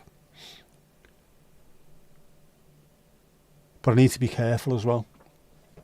I keep doing the same route, so I'm never too far away from the house, which is one reason for doing it. Another reason is I map it on my phone all the time. I'll show you this now. And it means that I can check every walk that I do, how many steps and how long it takes. And the path that I take, this is genuine. The first time I'd done it and actually checked on my phone, I couldn't believe what it looked like. The path I take looks very much like a cartoon character. Let me know if you can tell who this cartoon character is. Any ideas? Who do you think that looks like, that walk?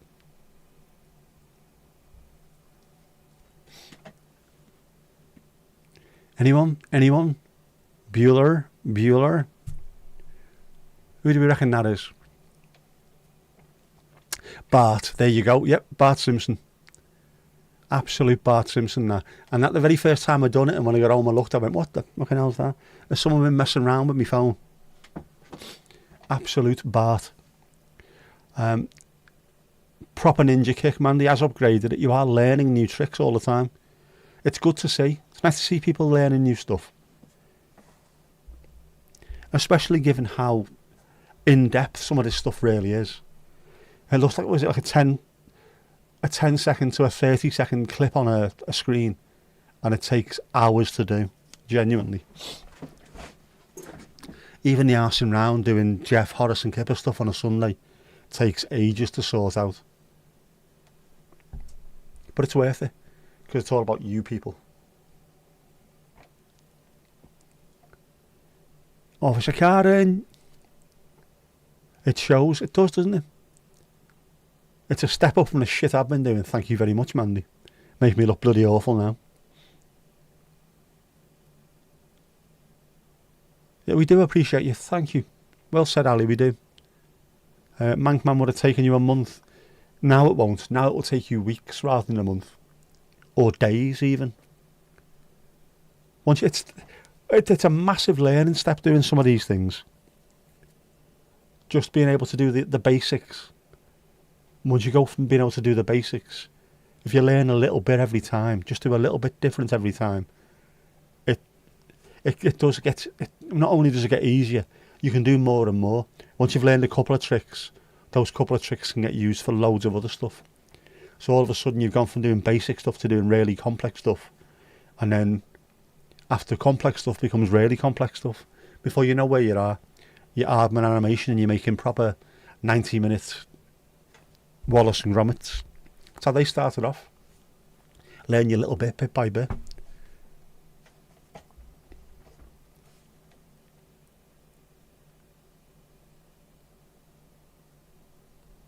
All the hard labour is appreciated. Definitely. The more you learn, the longer it takes. No, it's not. You think it is, but it isn't. You're learning more, so it is taking longer. But if you were just to stop and make something with what you know now, it wouldn't take any longer. It'd take a lot less. But every time you do something, you're trying to push it and learn a little bit extra, which is great. It's how you learn how to do these things. It's how really, really talented people act. It's how they are. So a lot of people, like, I don't know, Paul McCartney never just stuck with his guitar. He learned the bass so he could play the bass in the band. He learned piano so he could play that. He learned all kinds of other instruments. He could make an entire album on his own, which he did. That's what real talented people do. Keep on pushing themselves, learn more. Plus it saves me having to do it, so thank you very much. Mankman is on heavy rotation there. Good stuff, Esther. It's a fantastic tune, man. With a proper banger of a video.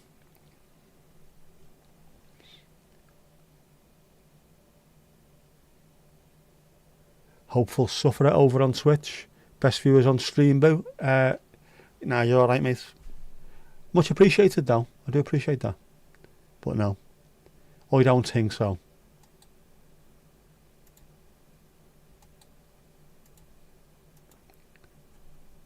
Me not think so, brud.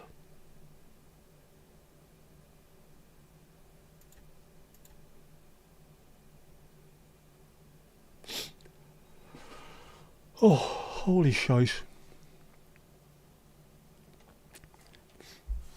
But it's good stuff learning these things. I always like it. Anytime I learn something new, I like it. I was trying to do something earlier, a video effect, and I couldn't manage to make it work at all, but I'll get there. I'll learn how to do it.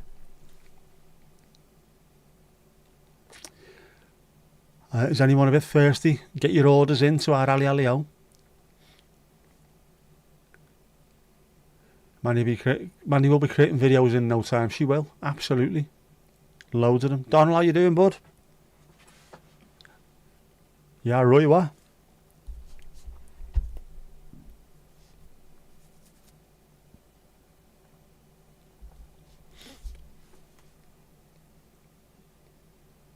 It's good to see, man. It is good to see.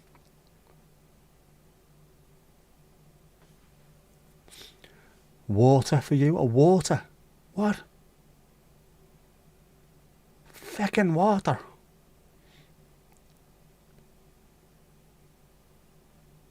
Did you smell the tea? Sounds like an Irish heavy metal album, that, doesn't it? Smell the tea. The latest one is driving you nuts, but you'll get through there. You won't stop. You'll get through it, and another thing will be learned. It's actually also what the biggest, I mean, the actual biggest YouTubers go on about. Make 100 videos and be 1% better in every video that you make, or learn something new in every video that you make. And that's how you end up becoming fantastic at stuff. Another Kipper's Red, no problem.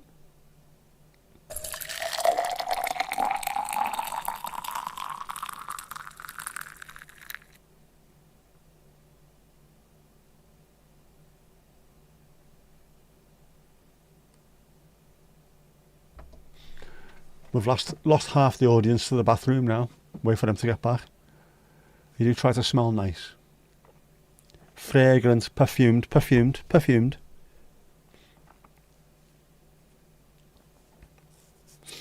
The pouring sound effect is fantastic, isn't it? The only problem is every time we trigger that, we lose either Louise or Jackie to the bathroom. And you know what it's like when your house is on top of Mount Pendle, 38,000 feet up, and the bathroom's down at the bottom. By the time you get back up, you need to go back down again. Terrible stuff. Do you like how that one came out? But that was another one that took you a while, isn't it? Took you a while to work out. And you've learned from it. Sure isn't that grand? Did I show the sun pic that you sent? I did not. I will show that now. A very, very bright picture of the sun in that there island there. Look at that. Bloody beautiful. Look at it, bloody beautiful. That's a proper sun. Look at that island, no rain whatsoever. Proof, actual proof there. Lovely stuff. Fantastic, but people running to the loo. Skip to the loo, yep.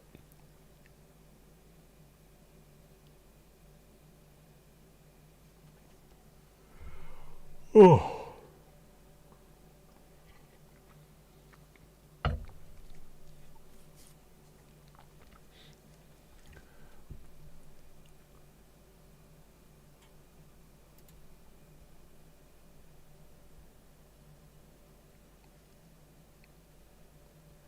You're not doing a graphic for that one? Definitely not.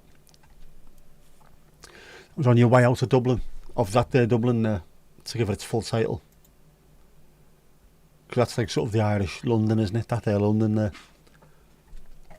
That there Dublin there.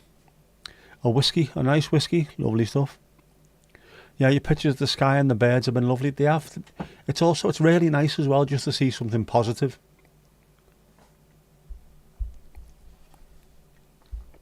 Know what I mean, bro? Know what I mean? I was watching a video earlier on of a sort of van lifer who had been told in loads of the comments on videos to download the Merlin app, and they were absolutely delighted. The fact that you can find out what these birds are. Yeah, it's amazing. What is around you, the weather, the wildlife, the flora, the fauna. Gorgeous, man.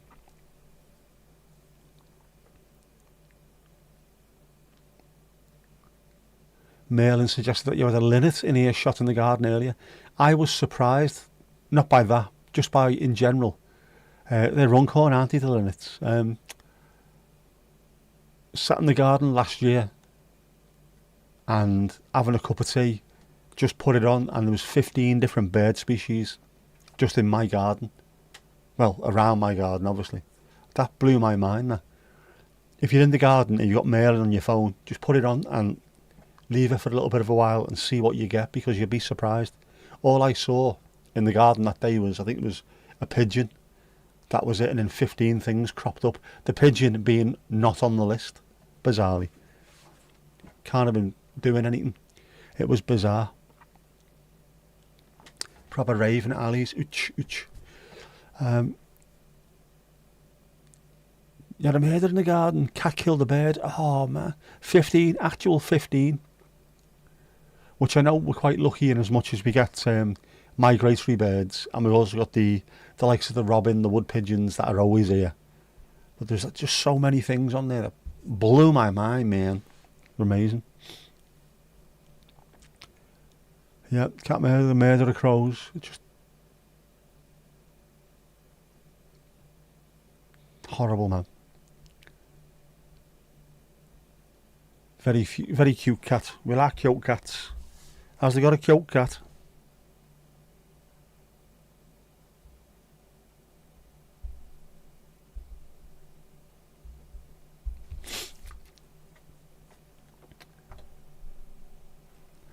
Time we on?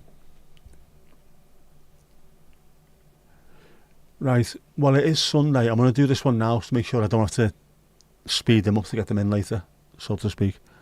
Hang on. Well, it is Sunday. This might also explain partly Jeff. But Kipper's Vindaloo can't be good for you. Right. Nick Rocket wins Grand National for Mullins duo. Jockey Patrick Mullins won the Grand National on Nick Rocket, as his trainer father, Willie Mullins, took the first 3 places in the race at Aintree. The 33-1 chance denied last year's winner, I Am Maximus, who finished second, with Grange Clare West in third. Favourite Irocco was fourth, ahead of Meeting of the Waters. So a horse called Nick Rocket won the Grand National 33-1. Guess who didn't bet on it? Hoo-yah!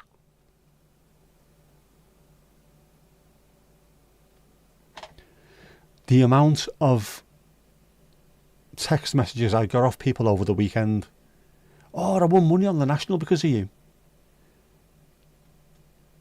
Did you bet on it? How much did you have on it? I didn't have a bet. What? There's a horse called Nick Rocket and you never had a bet on it? No? I didn't even know it was running. I've not looked at any horse racing for years. And I would have had a couple of quid at least. Probably, I don't know, 5 each way or something. But there you go. You don't know, do you? So I haven't lost any money. But loads of my friends won money because they just thought, oh, there's Nick. We'll bet on him. My sister did as well. Next. Oh, Piggly Ding next. Who stuck the rocket up there? I think it might have been the doctor on Wednesday, was it? Was it Wednesday I went to the doctor? I've still got the jab mark in my arm as well.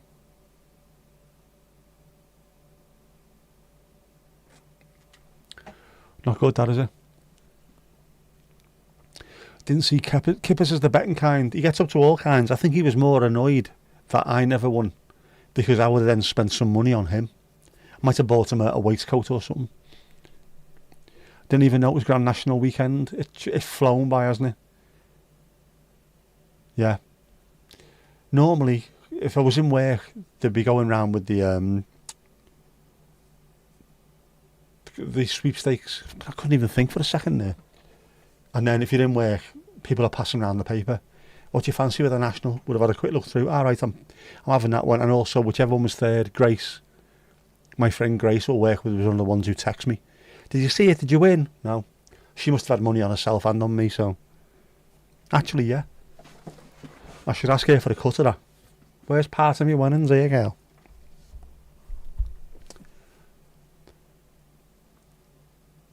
What's the Grand National? All Irish people know what the Grand National is.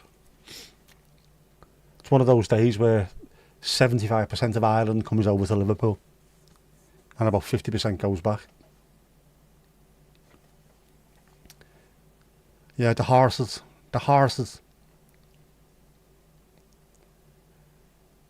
I used to go past the Aintree all the time. I still haven't been in the car along the Melling Road. That goes through the middle of Aintree Racecourse. They have to ride over it when they're running around the track. I haven't done that yet.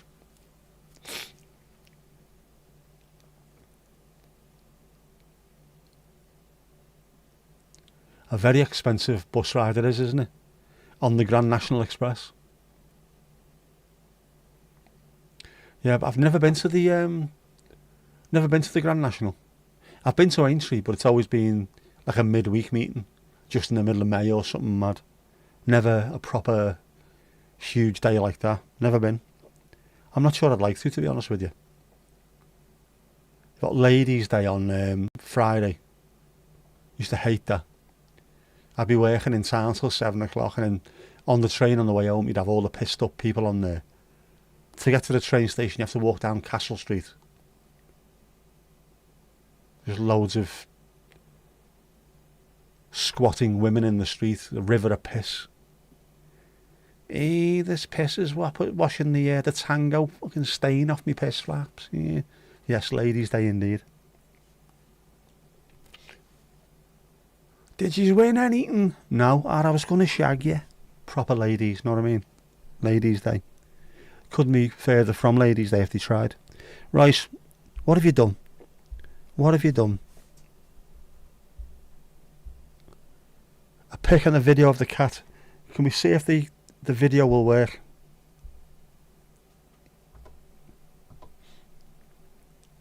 We'll see if this works.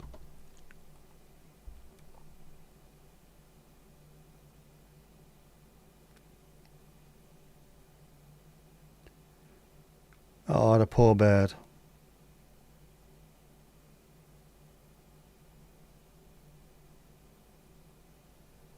Poor bird.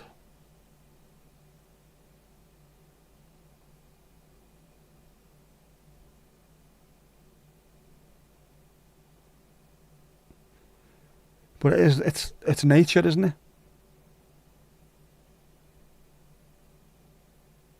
It's what's natural to them.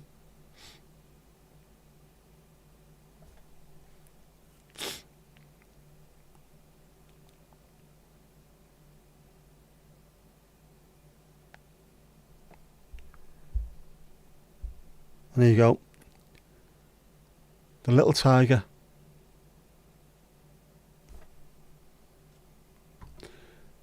Bear was already dead. It's what they do. They practice with stuff like that though, don't they? Because that's what's natural to them. And that's why you see like baby lions or whatever, little cubs doing all that the practice fighting and then being on the back and then trying to rip out the lungs and spleen of the siblings, because that's what they're meant to do, aren't they? Very young cat, yes. Then put it in its mouth, hopped the wall and left. Off it went. Only went to one horse race, the Omi races. near home. It's on a beach. I bet that's amazing as well, that. A bit different to watching a race around the racetrack. Flying down the beach, the spray in the background. Bet it's absolutely stunning. Stunning. Like the Camargue in France. Absolutely stunning.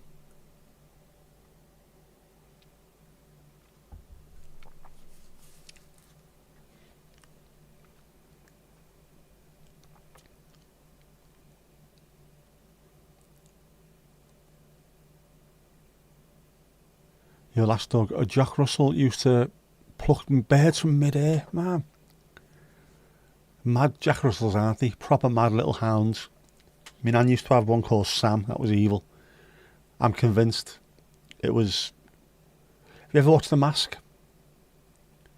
When the dog ends up with a mask on its face. That's what Sam was like. Looked exactly the same. Evil little bastard. How's Jess? She's alright. She sent me a rota for this week, which is not bad at all.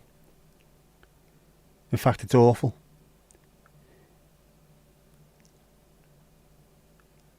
Late-ish starts, early finishes. It means I also have to sort out with teammates to get a little bit of cover. I need a bit of cover on the phones. Remind me to sort that out in the morning, first thing. In fact, I might even send a Teams message tonight in the hope that Pablo is in early in the morning. Jack Russells are very, very hyper and nasty. They can be really nasty as well. The Mask dog, just like Buzz, your last dog, a little ball of energy. Yeah, it's amazing things. You have a problem with words ending in G-U-E, you can't resist pronouncing it goo. Camargue. Montague. The Camargue. Goo or goo? I haven't had a goo in ages. Now that you mention it, why do you mention that, goo? I've not had a goo in absolutely ages. Why haven't I had a goo in ages? Because I've been eating fruit rather than goo, that's why, obviously. Fatigue. I suffer badly with fatigue. Argue. Don't argue with me. That's how it's pronounced.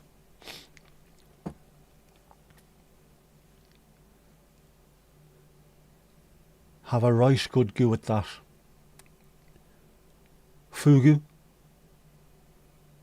Which is a musical style, isn't it? Classical musical style.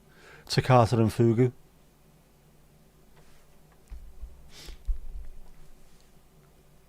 I'd avoid that like the plague.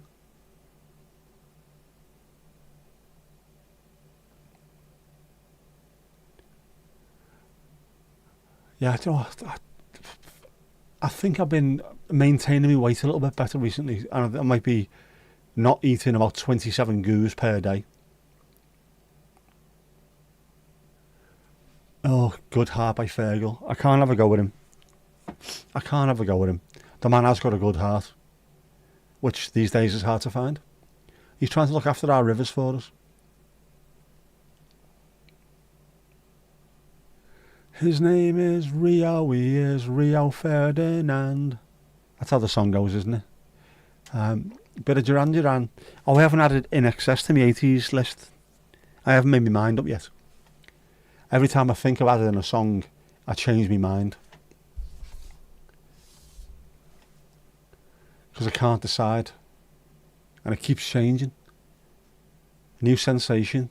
Mystify. Never tear us apart. Oh, I don't know. What do I pick? What do I pick? I haven't decided. It's a really good playlist though. Because I've deliberately not been cool. Because it's too cool otherwise, isn't it? Always picking the really cool stuff. No, just pick stuff that sounds nice.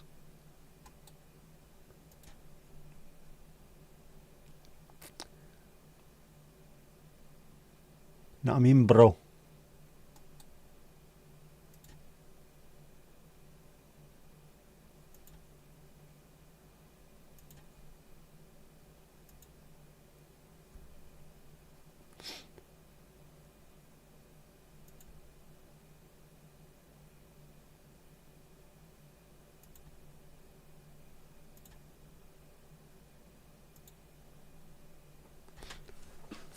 Mystify, good tune, Mystify. But so is New Sensation.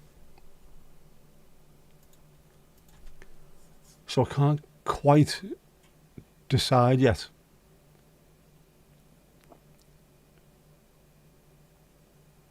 I might also have to put Roachford on there, Cuddly Toy, which is on a different playlist. And unfortunately, every time I hear that song when I'm in the car, all I can think of is Alan Partridge, who absolutely rocked a bit of Roachford.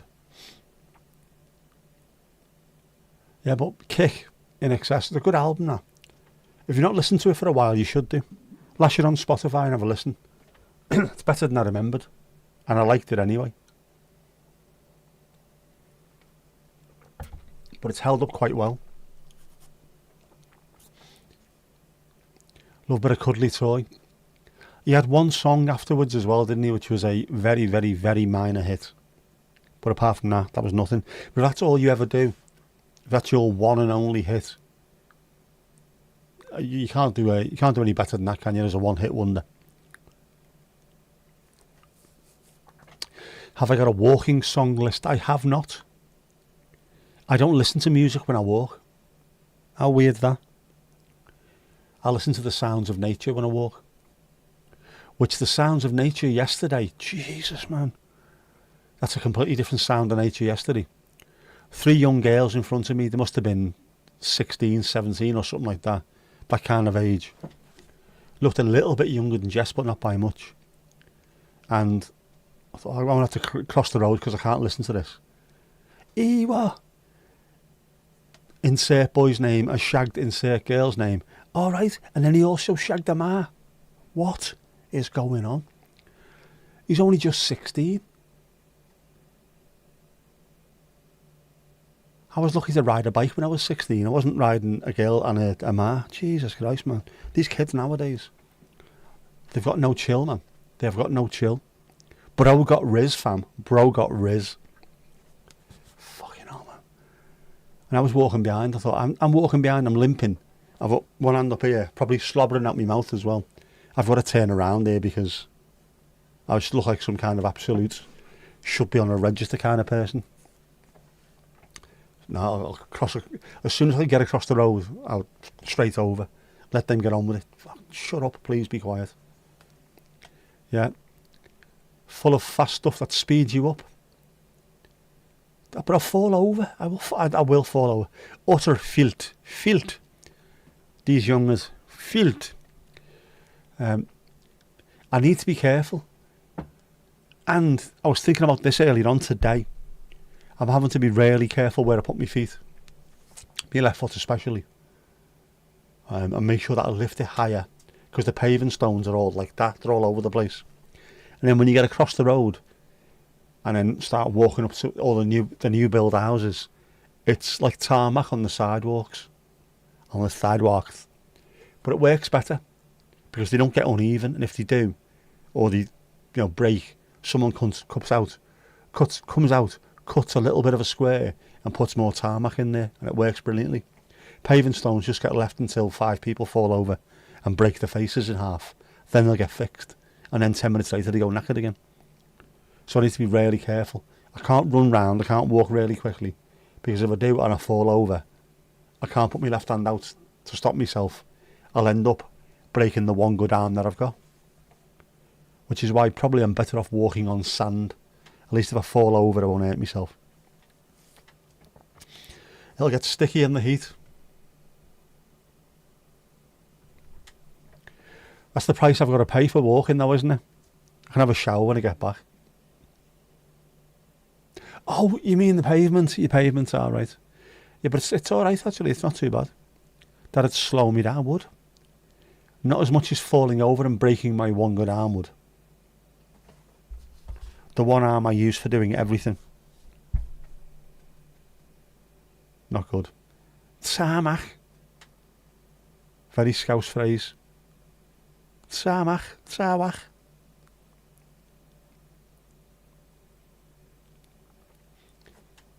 It would slow me down, but it doesn't really matter. Anyway, Bit of Snoop for the cool strut. Yeah, or just no music at all. Listen to the sound of bird songs, 15 different birds in a square centimetre. Learn to roll.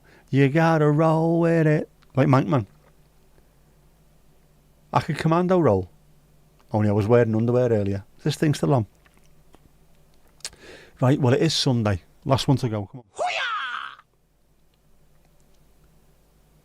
Ho Reese.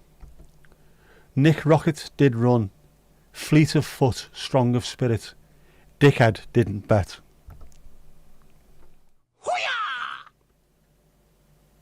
Are all three of these having a pop at me tonight? Bang out of order this. I didn't know it was running. How was I supposed to know? A pedestrian area in the nearest city used to have cobblestones. The council had to get rid of them because 3 million was claimed every year because of trips. Whereas in the past, people would learn how to walk properly and you wouldn't have legions of young girls with skyscraper heels trying to walk on them. Everyone would be wearing Tortec de boots. Wear your boots, your Tortec de boots. You'll be alright. Yeah, we had them on London Road, I think it is, in Southport. Looked beautiful back in the early 90s. And then they lifted the load up and then give them to someone for something else. But then just tarmacked over the entire street. I remember driving on it. And that sound that you get when driving on cobbles, that brrr of your tyres, brrr. Well, nice one, Horace, salt in the wounds, yeah. I mean, of all the people, you'd expect him, wouldn't you, to think, well done, you've not gambled our future. No. Dickhead didn't bet. The language that comes out of his cute, it's disgusting behaviour. You want to hear what he talks about when the stream finishes? They bully me, you know, them two. Jeff just sits in the corner laughing. I cry myself to sleep at night. I wee the bed now because of him. Hope you're happy. I could have done with that win as well, couldn't I?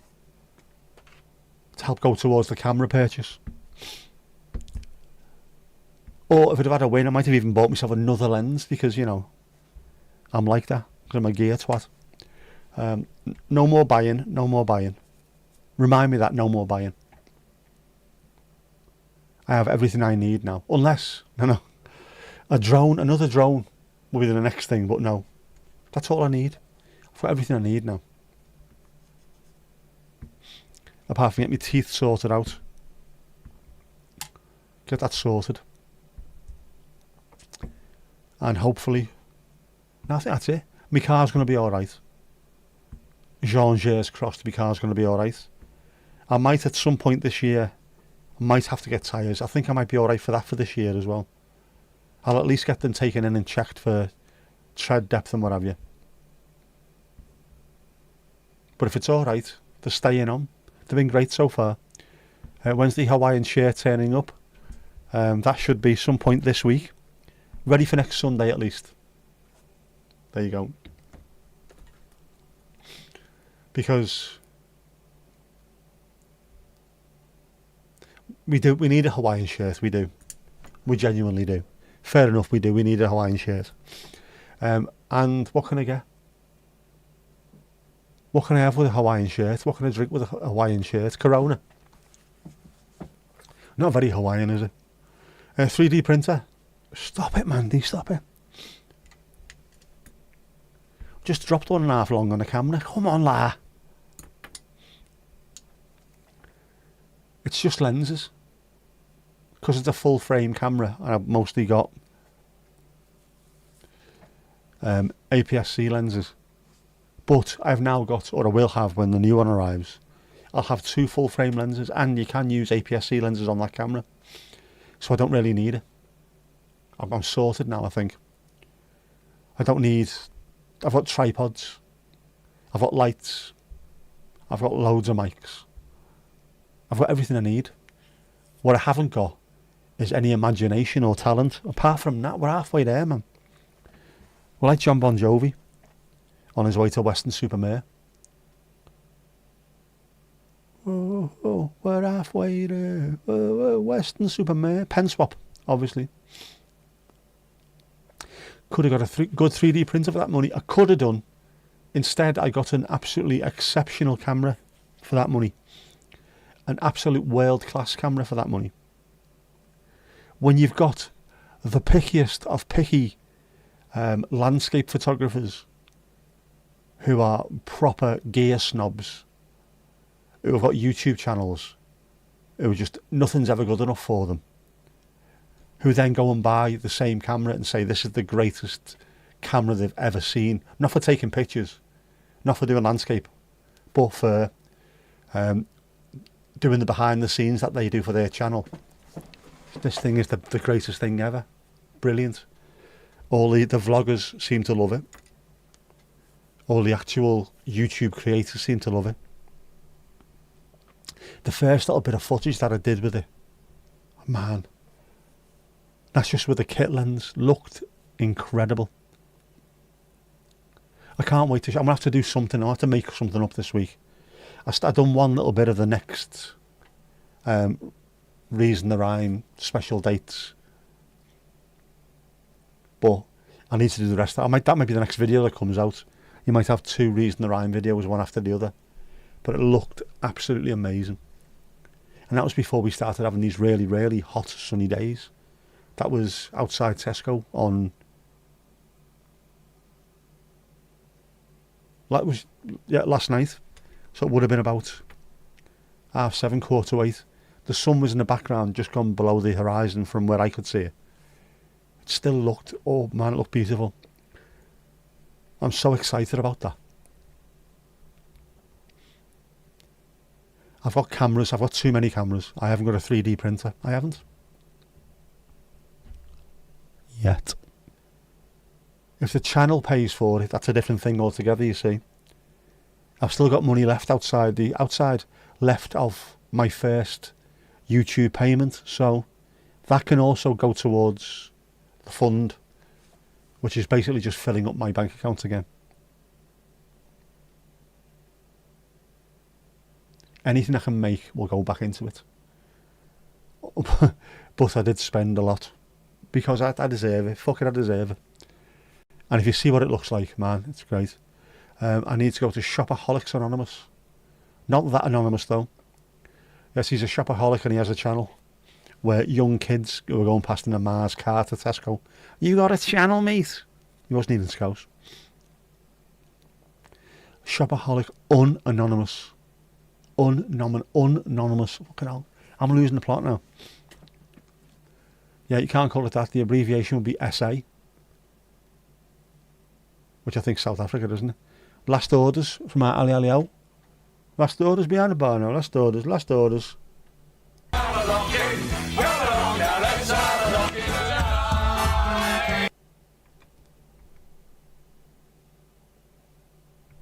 Lock-in activated. It's been a while since we've done that, isn't it? Isn't it? Get your orders in. Club Rock Shandy.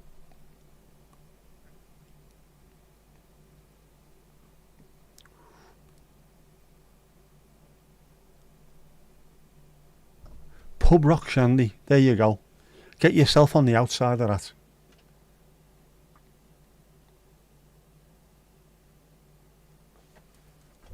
I'll have another cup of tea in a thermos because I'm worth it.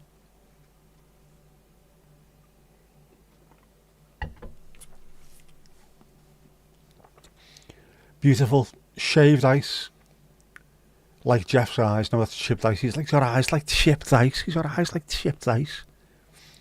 Surprise you, Mandy? Okay. Boo. It's not much of a surprise, really, is it? But has to be done, and it's still the old one because I never got round to it. Bully me into fixing this. It's the spoon, man. It's always the spoon, man. Spoon, man. Are you dozing, Ali? Not yet, but shortly. I'm not surprised. You must have jet lag coming back from Dublin. Coming down from Dublin. Coming across from Dublin. Same thing. Different cigar. You'll be alright. It's Monday tomorrow. You can chill. and I haven't got to be in early.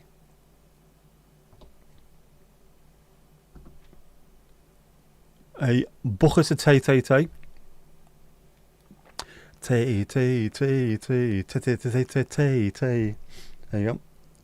There's your bucket. You'll be feeling the effects tomorrow. You'll be sound now. You'll be alright. You'll sleep well tonight. After your good day's divilling, as my ma used to call it. You had a good day's divilling, yeah. Sure you'll be grand, so you will. I have every faith in you. Because you've got to have faith there. That's another one that makes my daughter smile occasionally. When she's not in the mood. Come on, Jess. Gotta have faith there. Yeah, so video ideas. I need video ideas. I need to make things. To test my camera, to test my ability. And also, I don't know, I love it. I just can't think of anything at the moment, so you're stuck with the reason, the rhyme stuff for the time being. You try to remind me, you get the I'm out, I'm busy, I'm thinking about it. That's because, Mandy, you always remind me when I'm either out, I'm busy, or I'm thinking about it. It does so happen. You have, I think, the last 4 or 5 times you said, don't forget to. I have been out of the house. I've literally been miles away. And also, you've done it a few times when I've been working. I've actually been sat at my desk doing actual, genuine work. Yeah, I know, I can't believe it either, but I was. But yeah. Right, remind me. I'll do it.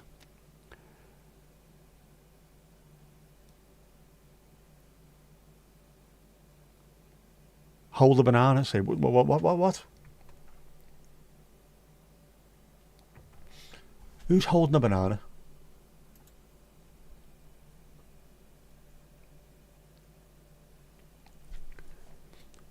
It's a very unfortunate placement on Ali's, yeah, on the emoji. Those 3 particular emojis, one after the other especially. Field. Maybe something about birds. Right, if the weather starts getting a little bit warmer, I don't mind being out there. Friday it looked lovely, but the wind was howling. It was absolutely howling. But yes, and also I have now got a spare camera, I suppose, haven't I? For the time being, that I don't mind sticking outside. Not when it's raining, because it's not waterproof, but I'm quite happily stick that out and then see if I can connect it to the laptop in the conservatory. I should be alright doing that. We might have a Dennis Bird cam coming up. Watch this space. Birds, yeah. Got to do the botanic gardens this year. Definitely.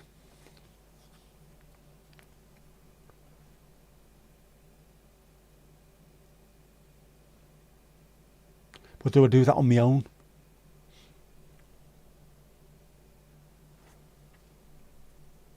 With 2G's worth of camera equipment? Is that wise? Might have been alright before the stroke. Don't think too many people would have approached me wherever I was, no matter what I was holding, so to speak. But if you see me limping, I wouldn't take his camera off him. Well, you probably could.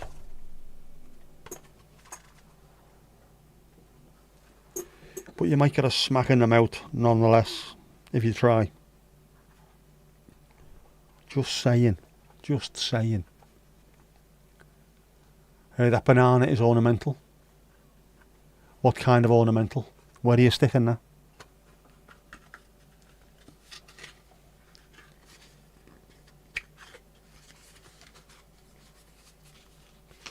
Where's me thing? Where's me thing?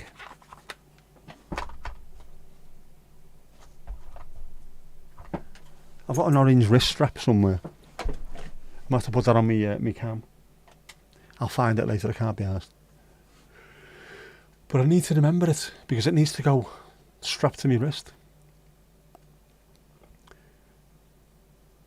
And I've got me man bag. It's not even called a sling bag, it's called, isn't it? Camera sling bag, which I can take with me. I need to practice with that though, to make sure that the tripod can properly fit underneath it and all my stuff can fit in it. But it'll look great.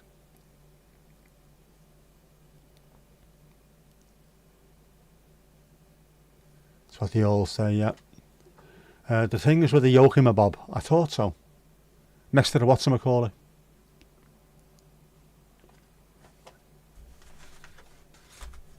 Sure, I wouldn't know him from Donegal.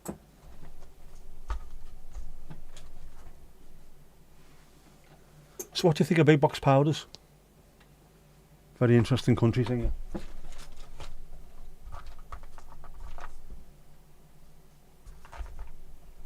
Speaking of which, fucking country music, man.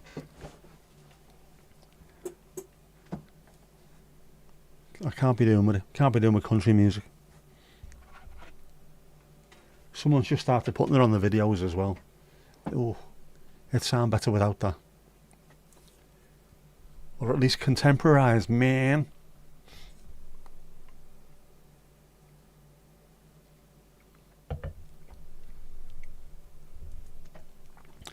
Are we sure it's Sunday tonight?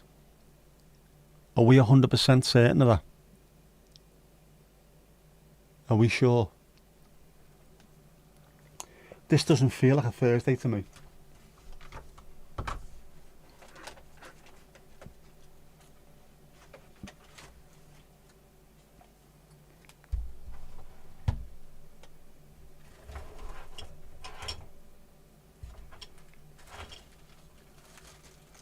Oh, I've got loads of stuff.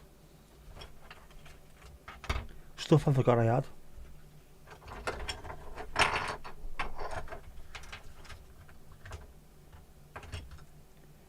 No, I haven't. That was all stuff I put in there in the first place, so it's stuff I knew I had. Stop lying, Ashcroft.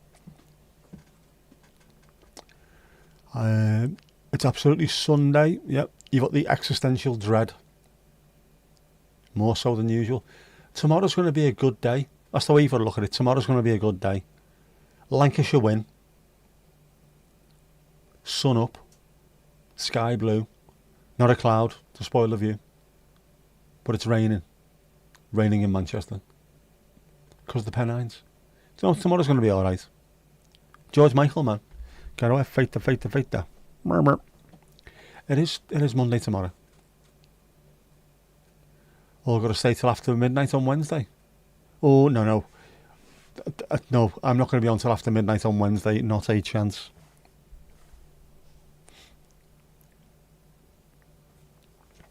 Not a chance. Not a chance.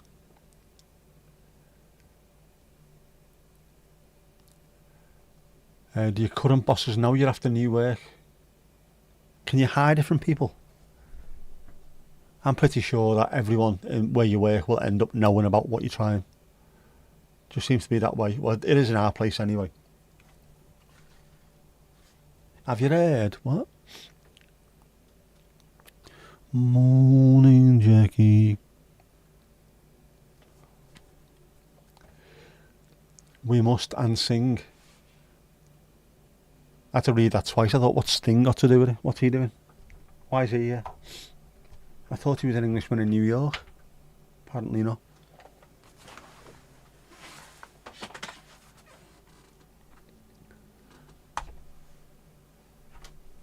Too many of these. Filter boxes.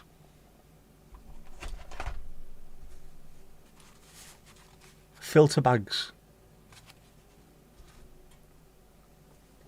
Filters as in going on the front of cameras, not filters as in coffee and things like that. I am such a tech wanker, it's ridiculous. What's wrong with me, man? I need to beehive. Yeah, but I'm done now anyway. I'm done. It's done. I'm sorted. You are applying outside your current trust to be a reference request for you, of course. They will know eventually. Right, you've got a meeting tomorrow morning. Part of your issue is that you're so disconnected from your current bosses currently. I know exactly what you mean with that. That feeling is horrific.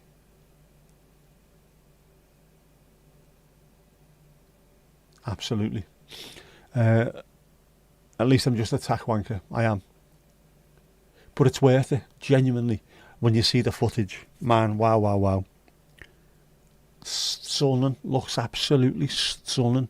Very cinematic. I've just got to be able to learn how to use it. I can use it properly. It's much easier to use than the camera I'm using now, or the other one that I've got similar to that one. It's more user-friendly, more intuitive, and it's got really good dynamic stabilisation on it, so even a limping prick like me can use it, and it's watchable. So I can use it, but I need to learn how to use it properly. Sure, it's going to be grand. Your thing, I said 3 watching all the way through. There's more than 3 chatting. On which? On here, on YouTube. On YouTube. Who's the bus wanker? Used to be me. 7 concurrent viewers, 5 chat rate, 24 views.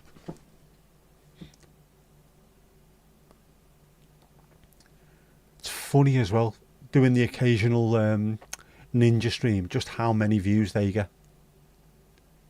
Even if they're not long, you get loads of views. It's quite handy, really. If the occasional person goes, I don't mind this, I might try and watch this a bit more often. 7 now, 3 earlier. It all depends. Concurrent viewers. Who does it count as concurrent? So there can be 10 people talking at once and then only 4 people watching. What? How? You'll still be watching on the same device though. Doesn't make a difference how good the camera is. It does, because it looks different. It doesn't necessarily, I don't know. You might not be watching it in 6K or 4K Ultra HD, but you'll be able to tell the difference because it looks genuinely more cinematic. You can tell the difference between watching a TV show and a film on your phone. It's not the same as that, but it's similar to that. In as much as the difference is, I can tell that's one, I can tell that's another one. I think you'll be able to tell the difference. I might even be sneaky and put one little bit of it in a normal video with normal video and see if you can notice. You might be able to, you might not do. Ali out, no worries, you go and get your head down, girl. You want to have a good night's kip and go and seize the day tomorrow. Carpe diem tomorrow. Up the Carpe Diemers.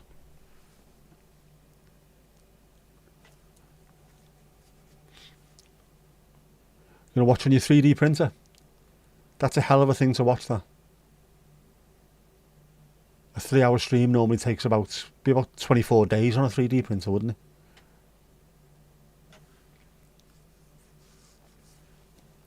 Reminds me of one of my favourite Simpsons jokes. When Homer goes to do the voice of Poochie on Itchy and Scratchy. These cartoons broadcast live. No, we find it a bit of a strain on the animator's wrists. What a great line that is. You can't do a cartoon live, obviously. Can't. It just can't be done. Sounds rubbish on films. Not always. If done right, the look will be filmic. The sound will be sound like, you know what I mean? That's just the way it is. Some things will never change.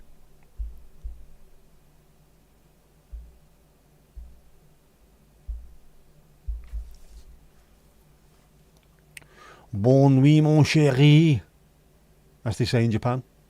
True story, that. He's a Frenchman who told me that in Japan. Gotta believe him. Be racist not to, wouldn't it?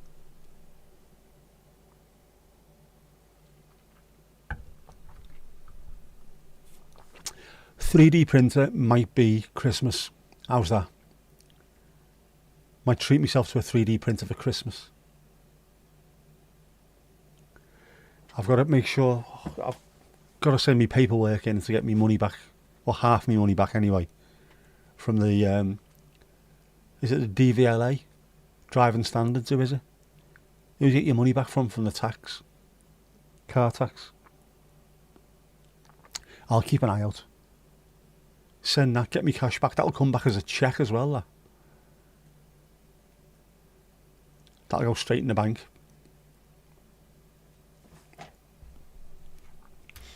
Every little helps, every little helps. You could, if you used a cartoon filter thingy, you could. Apart from a lot of the things that you want to do in cartoons, you can't do live action. They have to be drawn. Like running off the edge of a cliff and then not falling until you realise you've run off the edge of a cliff. That kind of thing. Very difficult to do live action and cartoonify. And that is an actual fact.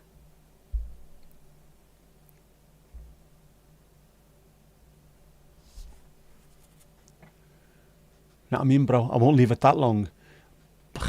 Possibly. It depends on how much fun I'm having with the camera. But then I could 3D print things for my camera, couldn't I? Green screen. I've got a green screen. Could make cartoons, couldn't I? Could make Roadrunner cartoons in the room with that diddly diddly do as you run over the edge of a cliff. Could do. Doubt it, but you could do. See? Very Welsh. See, look you, isn't it? Where was you going when I saw you coming back? I don't know, mind fucking being, hadn't I?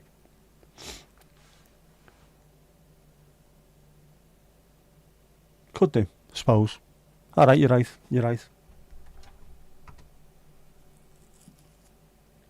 Because you're right. Sure, why did I do that? Anyway, it's that time of the night, isn't it? Clean the screen. Get ready. Are you ready? Are you ready for love? No, we're not having any Elton Piston John songs. But has everybody brought the dancing shoes? Everybody? Yeah, I know you don't sound like that. I know, you know you don't. You sound like a regional TV presenter. Could be from anywhere. Plus a little bit of Carol Vorderman in there. Yeah, so dancing shoes on. Dancing shoes. It's that time of the night. We need that time of the night. Come on. Let's go.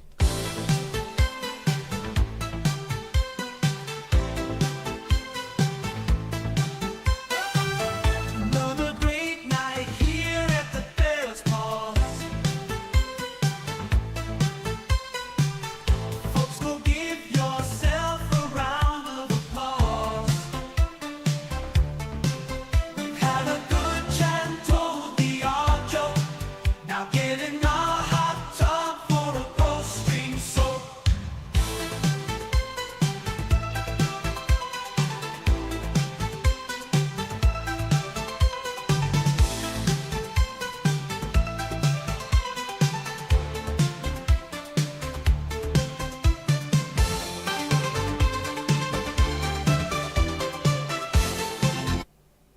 And that's that.